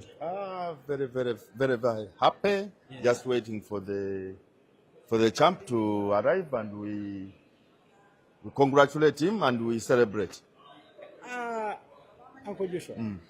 Uganda, why has it taken us? I know you've been in motorsport for a couple of years. Why has it taken us as a country 26 years down the road to have another African champion? It's always a sacrifice. You have to sacrifice. Just Mangas has tried. Yasin has tried. And so many other guys have tried, Emakato, and so on. But it's a sacrifice. You have to have time and resources to come to this, which Yasin has done. But if you don't have that courage to persist and move on, you can't have it. But it's a pleasure now that Yasin has got it. We are going to celebrate with him. Maybe in another couple of years we shall get another one. But we are very happy to have that championship in Uganda for the second time after 26 years. And we shall celebrate with him. He has done proud to Uganda. Okay, we can speak in terms of competition. Where did you see? We've had a lot of very many competitors. You can talk about Saman Vora. You can talk about Karan Patel. All of them were here in Uganda, and Yasin has managed to maneuver from the 6 previous attempts at winning it. Come the 7th attempt. How do you feel, and how did you see that competition in the cockpit for Yasin Nasser? The competition was too much. The other guys are very experienced, very, very fast. But the championship you have to be calculative. Yasin won it without winning an event. It's just to calculate and consistency. You get it. So with that, I think it's a lesson to other aspiring competitors. If you want to go to ARC, first of all, you have to calculate, to be calculative, and then you have to be consistent. Consistency is key for this championship. You don't have to win every event. What you have to do is collect some points. Each event you collect points, each event you collect points. Then there, you get it. That's what Yasin has done. Okay, when you look at our other drivers, what word of courage can you give to them ahead of the very many ARCs to come? It's possible. If you have the funds, these times Federation just gives a token. It can give you a tickets and accommodation, just that support. We can't, the Federation can't afford the whole package, but with that support, you can go a long way. Innocent tried it some 2 years back. He just lost it somewhere there, but he was there also. But if you get your funds, for our competitors, you have to leave one. You have to leave NRC and aspire for the ARC. But if you want to do both, you can't. That's what NASA has done. You have to leave NRC, then you concentrate on ARC only. There you can at least get it. Okay, thank you, Tata Joshua. I think you can call for me one of the greatest fan of motorsport, that is Duncan Maliso. I'll be able to speak to him. Yeah, it has been quite a lot. Nenge sawa ino wenjogerera, we are waiting for the African champion, the one in the cockpit. That one has been in the cockpit with the co-driver. Ngenda kuba njogerako ne Duncan Maliso. Duncan, jangu ko wano tumaleo kwa... Hello. Only live. Hello everyone. I'm so happy to be with you like today. Yeah. Obulamu bulungi. Duncan ojja kutuna wali, ojja kubanga osemberako ko side eno. Mpola oba otyo twogeremu. Duncan, owulira otya okubanga yegwe omu kuba bawagizi b'emmotoka z'empaka bensinga okulaba mu stages eyo nga tuli mu kibira eyo, owulira otya okubanga Uganda esobodde okubanga efuna ekirabo kino, esobodde okubanga ewangula engule ya ARC wansi wa MOIL Rally Team? Omukisa gw'ensoso okuba nagwo gwe gwokulanga mbaddewo ng'omujulizi. Dokyannumye nnyo obutasobola kubeerayo, naye mbaddewo ng'omujulizi oluvannyuma lw'emyaka 26 okubeerawo nga Africa Rally Championship Uganda egitwala. Si kye kintu ekya bulijjo. Bw'otunuulira ku kyebayita Africa Rally Championship, Africa erimu ensi mmeka? Naye ate Uganda okubanga esobodde okubeera nakyo mu myaka 2025 kituwa essuubi ddene nnyo ngaffe abagazi omuzannyo gw'emmotoka z'empaka nti Uganda tubali twogerako njogere nga tujogerako ebweru nti bannange Uganda yensi esinga okwagira emmotoka z'empaka naye bakubuuza mukoze mutya yogera bwogezi ku entries. Tubeera ne entries 6, entries 5 biki naye kati ku mboozi tugenda kwongerezaako kali otegeera afu tulina engule ya Africa tujirina twalina ekitaagulo kati yasinna sabikozo okitegeera egamba emboozi tuba nayo mu bungi nnyo bwe tuba tukaana nabeeyo okitegedde. Daga abobo olaba Yasini ng'atudde mu mmotoka, kiki osinga okwagala ye ne co-driver we, kiki osinga okwagala ku mmotoka yaabwe gye basinga okuyita mmotoka ey'akawumbi? Bavuga business. Abasajja abo bali very neat. Kati nga nze alabyeko ku ARC eziwera. In fact, ekyannemeseza okola ARC n'obuzibu bwange buli bwe nafuna babegakaawo. Ne ARC zonna ez'omwaka guno nzirabye. Nagenda e Rwanda, ninjiraba. Naliyo mu WRC Kenya, ninjiraba. Naliyo zonna nzirabye. Okujja Kenya ye Tanzania gisasudde kulaba. Ng'olw'ensonga y'obuvune bwe mbadde nina. Bwe twogera ku nsonga ezikwatagana ne ARC, Yasinna sabadde avuga business. Kwegamba ayize emmotoka ye atuusa akaseera ng'ayagala championship ng'avuga business. Alina okukuuma ekifo, kitegeeza kyo okukuuma ekifo nti mba top 4 alina okubaamu ate alina omumala kolaali kyebayita okuvuga business.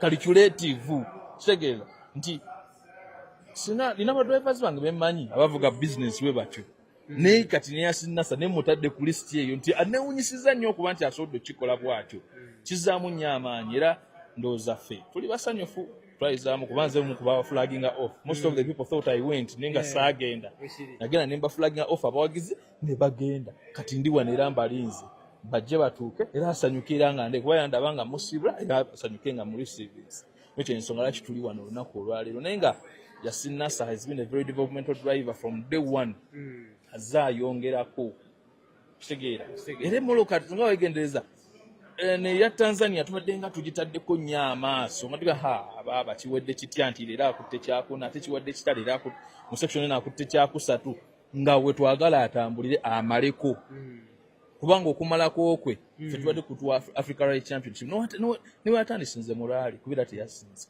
neera okumalako okwe mu bifo biri ebya waggulu kwe yamalidde mu kyakuna era kyatuwadde Africa Rally Championship of which twabadde twagala ffe kitegedde tuli basanyufu ensonga tuli kusaba. Okay, Duncan, webale nnyo webalire ddala. I think let me first speak to Haj Amidi Gombe, then I'll have another fan. Haj is going to be telling me more about the African Rally Champion. Haj, sanyusa okulaba ssebo.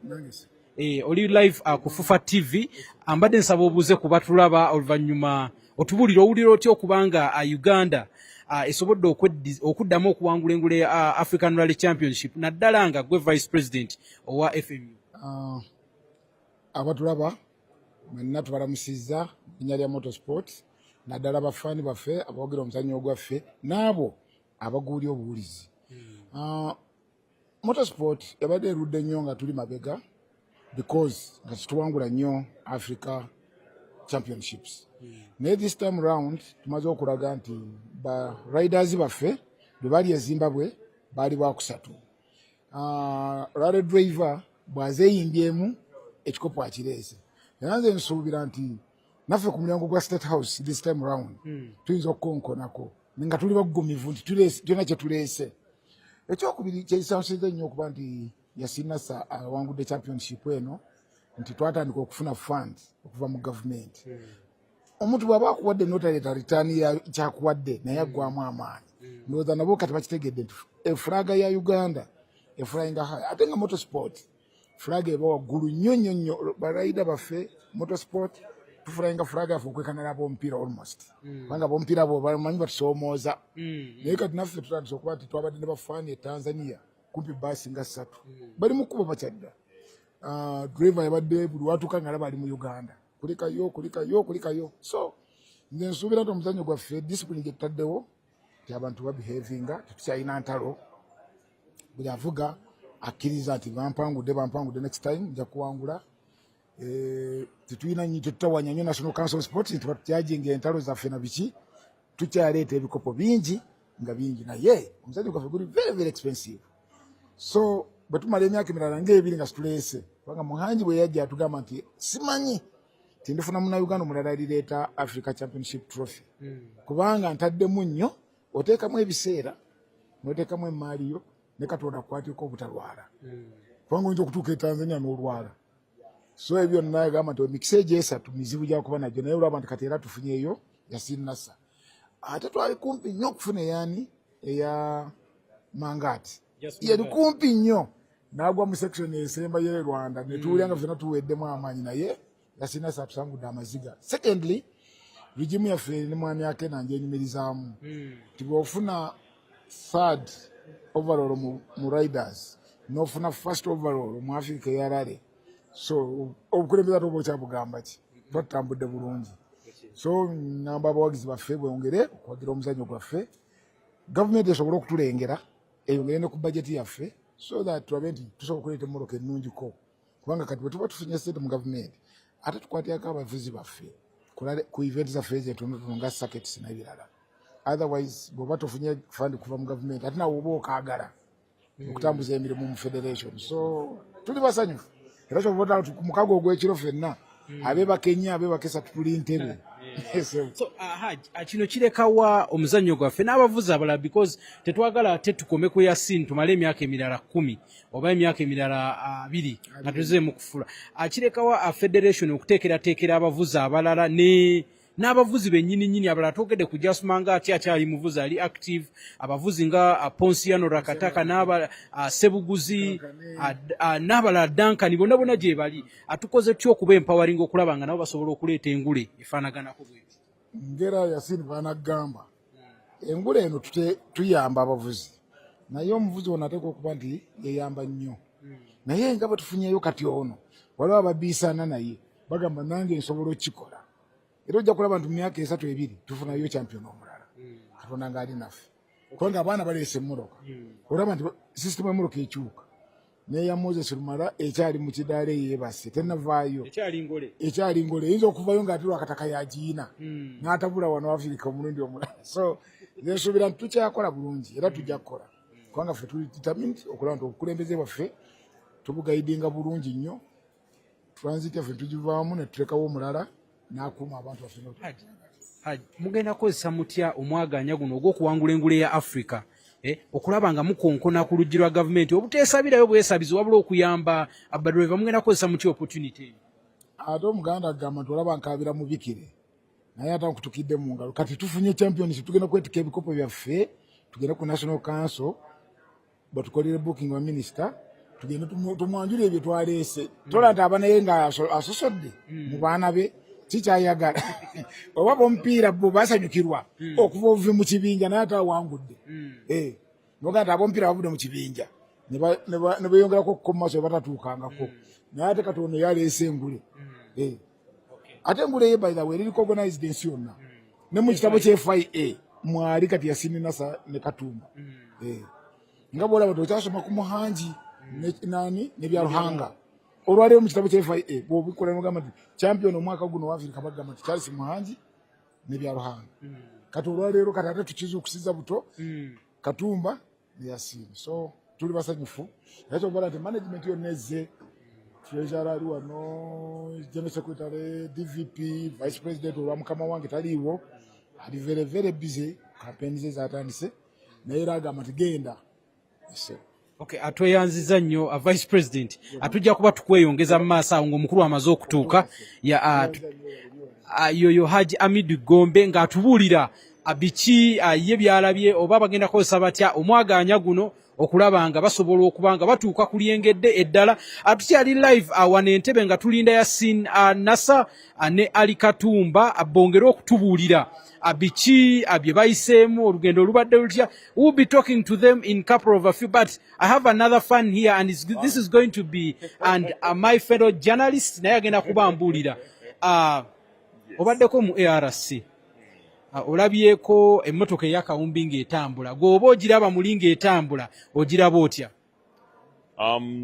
Emmotoka ya Yasini eno by the way ndowooza emmotoka esinga mu Africa emmotoka zetulina wane oba zetulabeko ku Africa wane zivuganya ku ARC era nga omuntu yenna yaligambye nti kino kibadde kirudde so oba ogisuubira okukola emmotoka yonna yonna etuukiridde kyeyira okukola naye nga tubadde tutuuka ku luggi ne tukonkona ne batatugulira tutuuka ku luggi ne batukonkona ne batatugulira naye finally agenze maaso n'okuba nti oba oli awakikola n'emmotoka ennungi buli omu gye yeegomba naye nga nonga omuvuzi naye oba oli awo those aze yeekomitinga aze akomitinga finally agenze maaso n'okuba nti oba oli awakikola so kino kyonna kino kyafunye eyinza okuba nga si surprise nnyo naye nga kyalibadde kyabaawo emyaka ng'ebiri emabega yes. Okay, abotunuulira in terms of competition abotunuulira twalaba Saman Vora wano naddala bannayuganda bamulaba mu Pearl of Africa Rally ne bamweyongeza mu Mountain Gorilla Rally e Rwanda ne competition yebadde otwalaba Karan Patel omwaka ogwaggwa yajja wano n'awangula then omwaka guno gwe nnyini era n'akomawo n'awangula championship ya Pearl of Africa Rally agenze abadde ne stiff competition olowooza Yasini Nasa esobola okumupushinga to the deep end.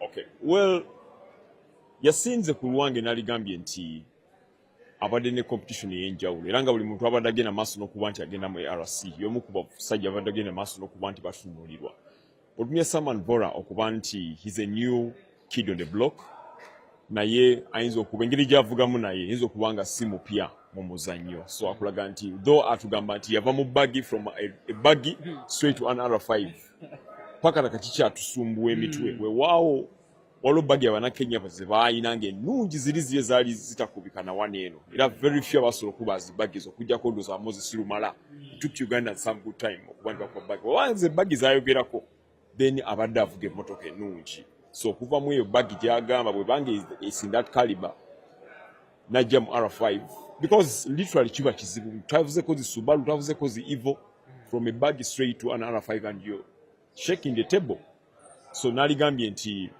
he's been a threat era kyalibadde kituswazamuko samanvura abagenda maaso n'okuba nti awangula ARC. Just few seats in the car. This is his first this is his first buggy.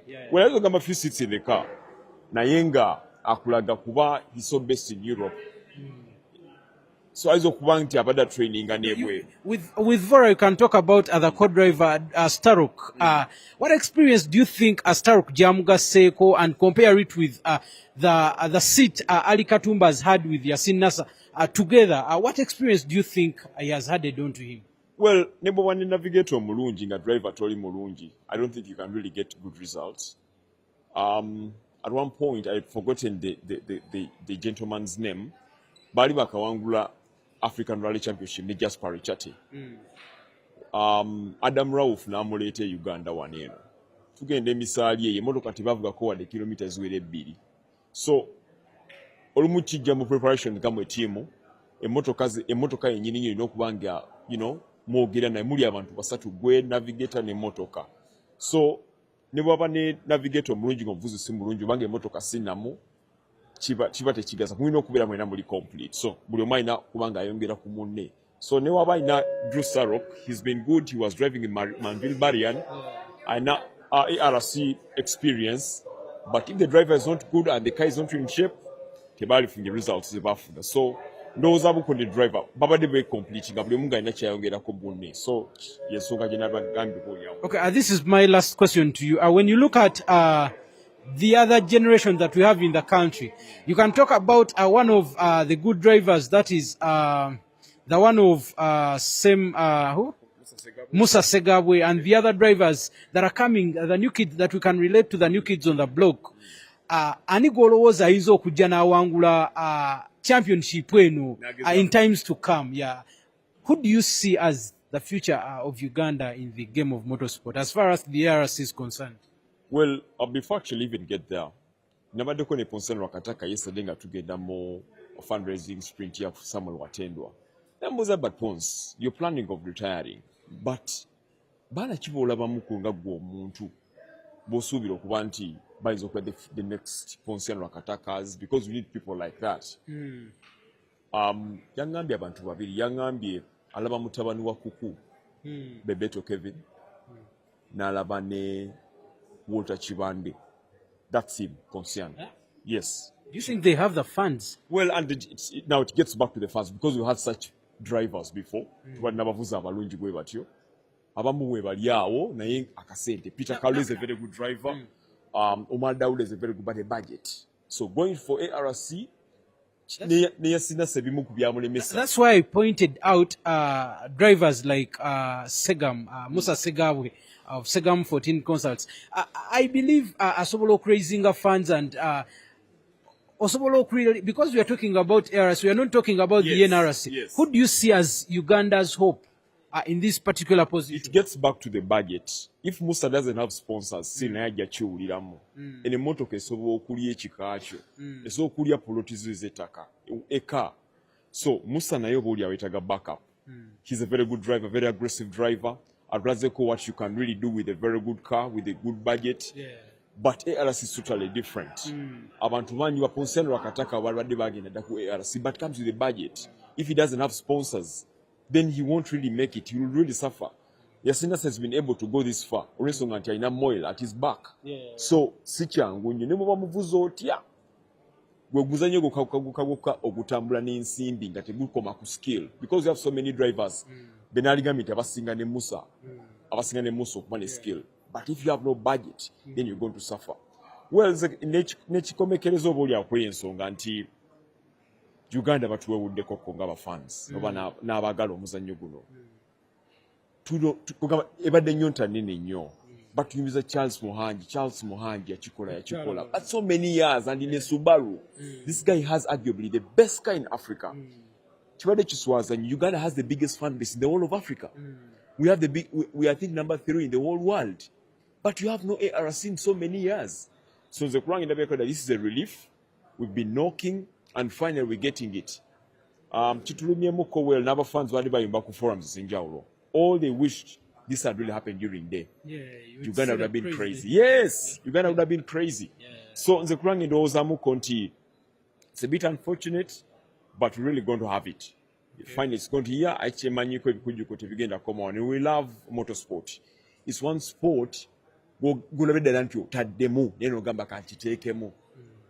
It's a therapy to so many people. It's a therapy for families in Inji. Well, you know, business. Now weekend in motorsport. So, Chovolaba, we have the biggest fan base. We've made countries believe motorsport is Uganda. We went to Kenya for Safari Rally. Uganda flags everywhere, Uganda. At one point, twaine Safari Rally mu Kenya. Tata Zomba Mita Onkarai. Nasubizo kuleta to ferry Ugandans to go and support motorsport. In Kenya, over 50 buses were supposed to come around COVID time now. Na ite chasobo koresonga anti-walo restrictions are mine. But Chikulaga, motorsport is in our DNA. It's our sport. And I appeal to the government. But I appeal to the government. Sinti fabatambudeko n'abavuzi b'emmotoka zibagawa n'amawulire.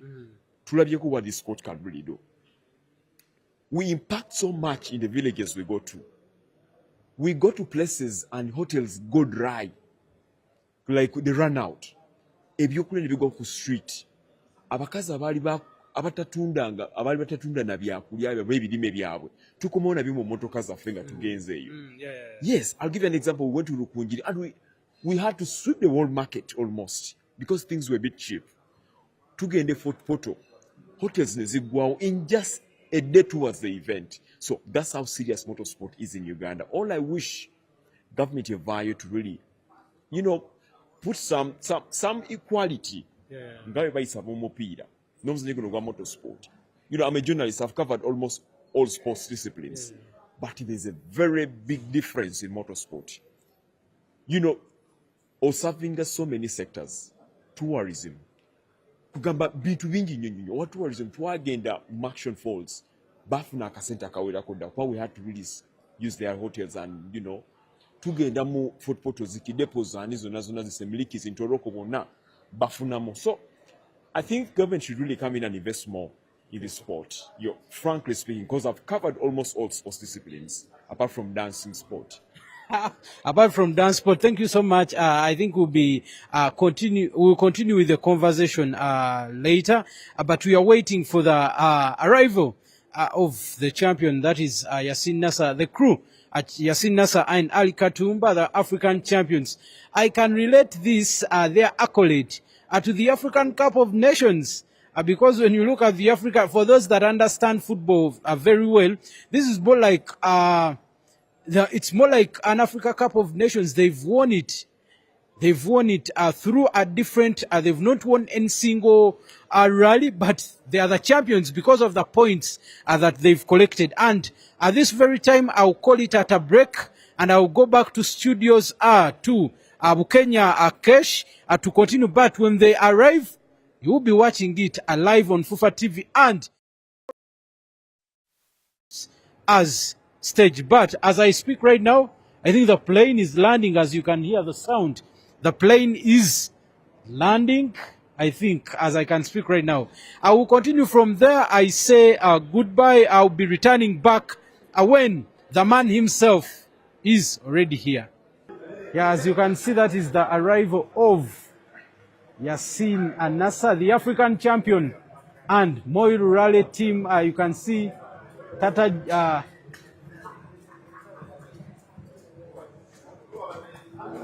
You can look at the joy.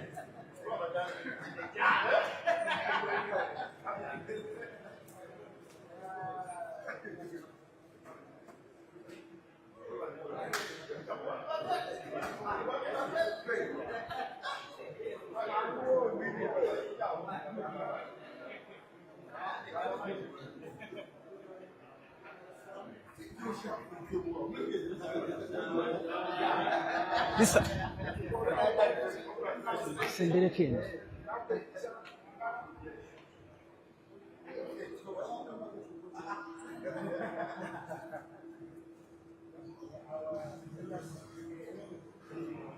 Yes.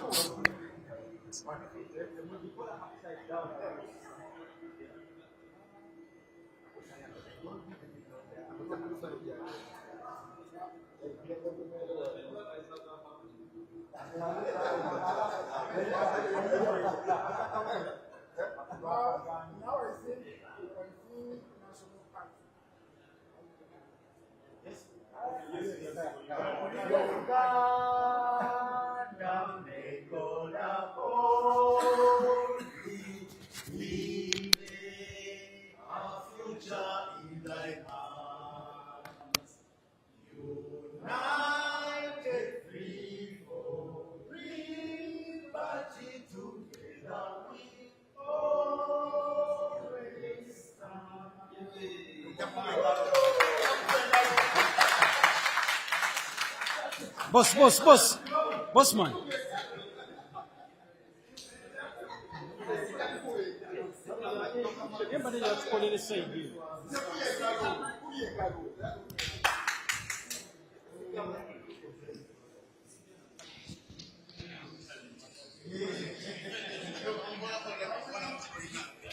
Boss, can we extend just a little bit here?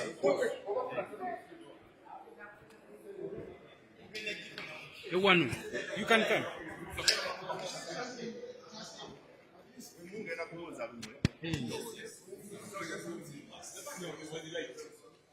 This one is better. So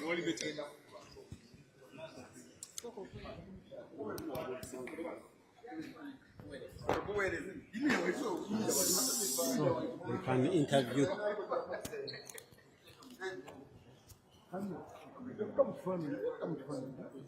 Kamera tova mu kifaananyi sebo. Team manager. So we can have some interview with them.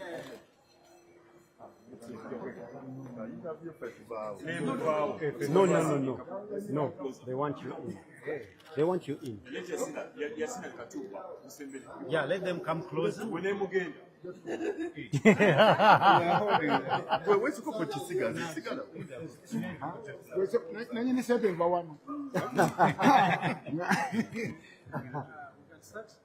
Okay.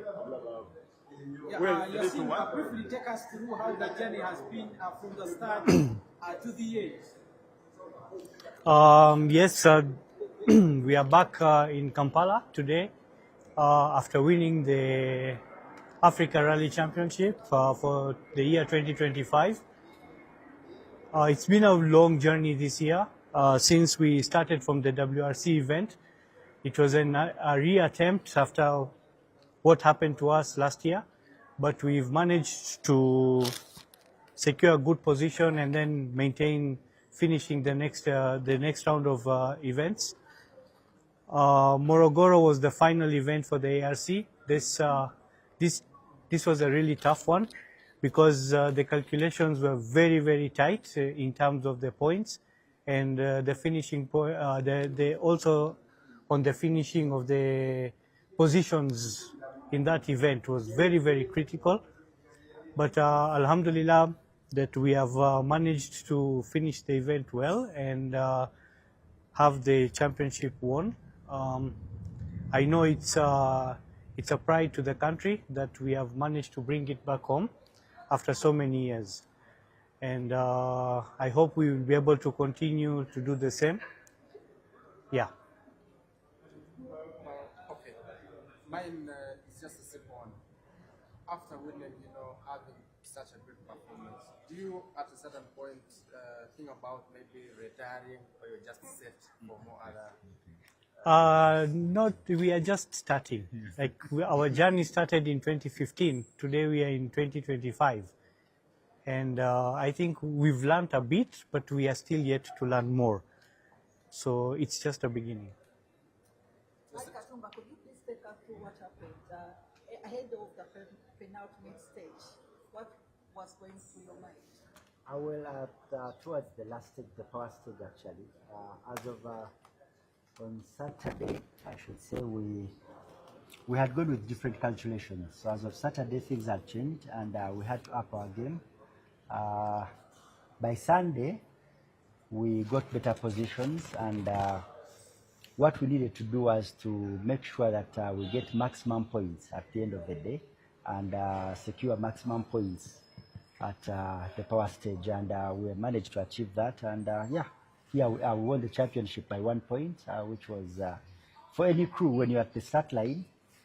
Usually on the final stage, there are two things that run in your mind. One is to finish the stage, and two is to do it in the maximum time limit that you can use, and that's what we managed to achieve. And yeah, the rest is history. Here we are today as champions of Africa after so many years that we bring it back at home in Uganda. Well, Ali, to come to Uganda, mwagenda ne strategy ki amugenda mu event era we mwasinga okukyusiza strategy mu kwatula mwakyusamu strategy twagenda ng'ekisooka tugenza kumalako rally kubanga omuwanguzi yenna asooka kumalako rally yali strategy number 1. Then eyokubiri yali kulaba nti tetubeera nnyo wala eri gwe twali tuvuganya naye oyo Samanvora, era twalabadde 1 twamalira mu kyakuna. Actually event all through tuze tumaintaininga position yaffe eyokubeera abokuna, era we twasobolidde ate okukola ki okuwangula championship position. Strategy yakyukiramu ku day 2. Day 1 Samanvora yali alidinga nga Karan Patel ali mu kyakubiri, nga day 2 tulina okukyusa strategy, naye ate nebimala nebikyuka nga lwali weebeera, nebimala nebikyuka ate Samanvora nadda mu kyokubiri. Fe strategy nekyuka nti katulina ku maintaininga position yaffe gye twalimu, era kitwagezaako okukola okulaba paka nga tumazeeko event. Yasin, briefly, how do you feel as a driver? It's 26 years down the road for Uganda to have this championship. How do you feel to make this history as a driver? To be honest, until now it has not sunk in our heads that we have managed to reach where we are today. Maybe we give it time and see if it will really sink. It's still not it's not still within ourselves. But yes, we are very happy. And then you know, like for most of us, even in the current regime, the drivers and navigators who are not even born when the last the late Muhanji brought in the championship here. So it's history. We've made it, and we hope that this will motivate a lot of drivers, the upcoming drivers who are coming, and we also hope and pray that we get more sponsors to come on board to help this achievement, that we can proceed, we can continue to have it in the near future, not only for us but for the rest of the drivers as well. Yes, we know it's a huge budget that you've been operating on. How do you think that Ugandans can give a hand to the MOIL Rally team in the upcoming events or in the near future? You see, most of the time, it's not something that we would, or any driver would need to have cash in his hand or something of the sort. Somebody can come up and say, I would come buy for you spares, or I'll buy for you tires, or I'm going to pay for you accommodation, or I'm going to be paying for the cruise accommodation, you know. So it's all in any form. And you know, in return you get your brand read outside there. So it's in any ways you feel like. Okay. You know, you've put the country on map. Right now you're a champion. You can make requests to the government. What requests as a champion you have to the government? I think Ali can help me in responding that. Well, the request is very clear. I think the government can see how motorsport is doing in the country today compared to other sports in the country, and here we are. Initially, we used to think that it's only football that can raise the flag of the country quite high, and other sports. Motorsport is here again. After 26 years, we are on the world map as Ugandan champions and African champions at large. So our plea to the government is to increase the budget that it gives to the National Council of Sports, and in return to the motorsport fraternity at large, to see that we can groom further more drivers, co-drivers, and yes, we can. Uganda, we can. We have showed it to the whole country, to the continent, that yes, we can. Even on running on our personal, on a limited budget, we can. So what do you think will happen if the government comes in with a full hand to support our local drivers so that they can compete on the Continental Championship?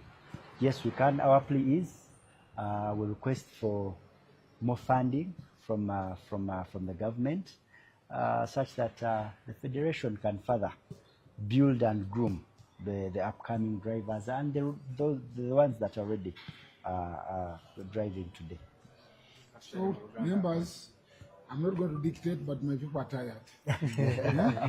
Please, we still have another day, almost. We have them for more than 6 hours. When we are sitting, when we are chatting, everybody will stand. But just forgive them to rest. Please. Thank you. It's already midnight. So, thank you.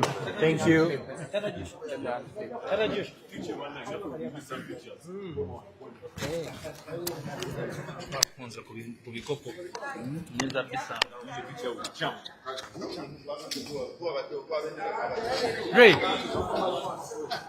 Ray.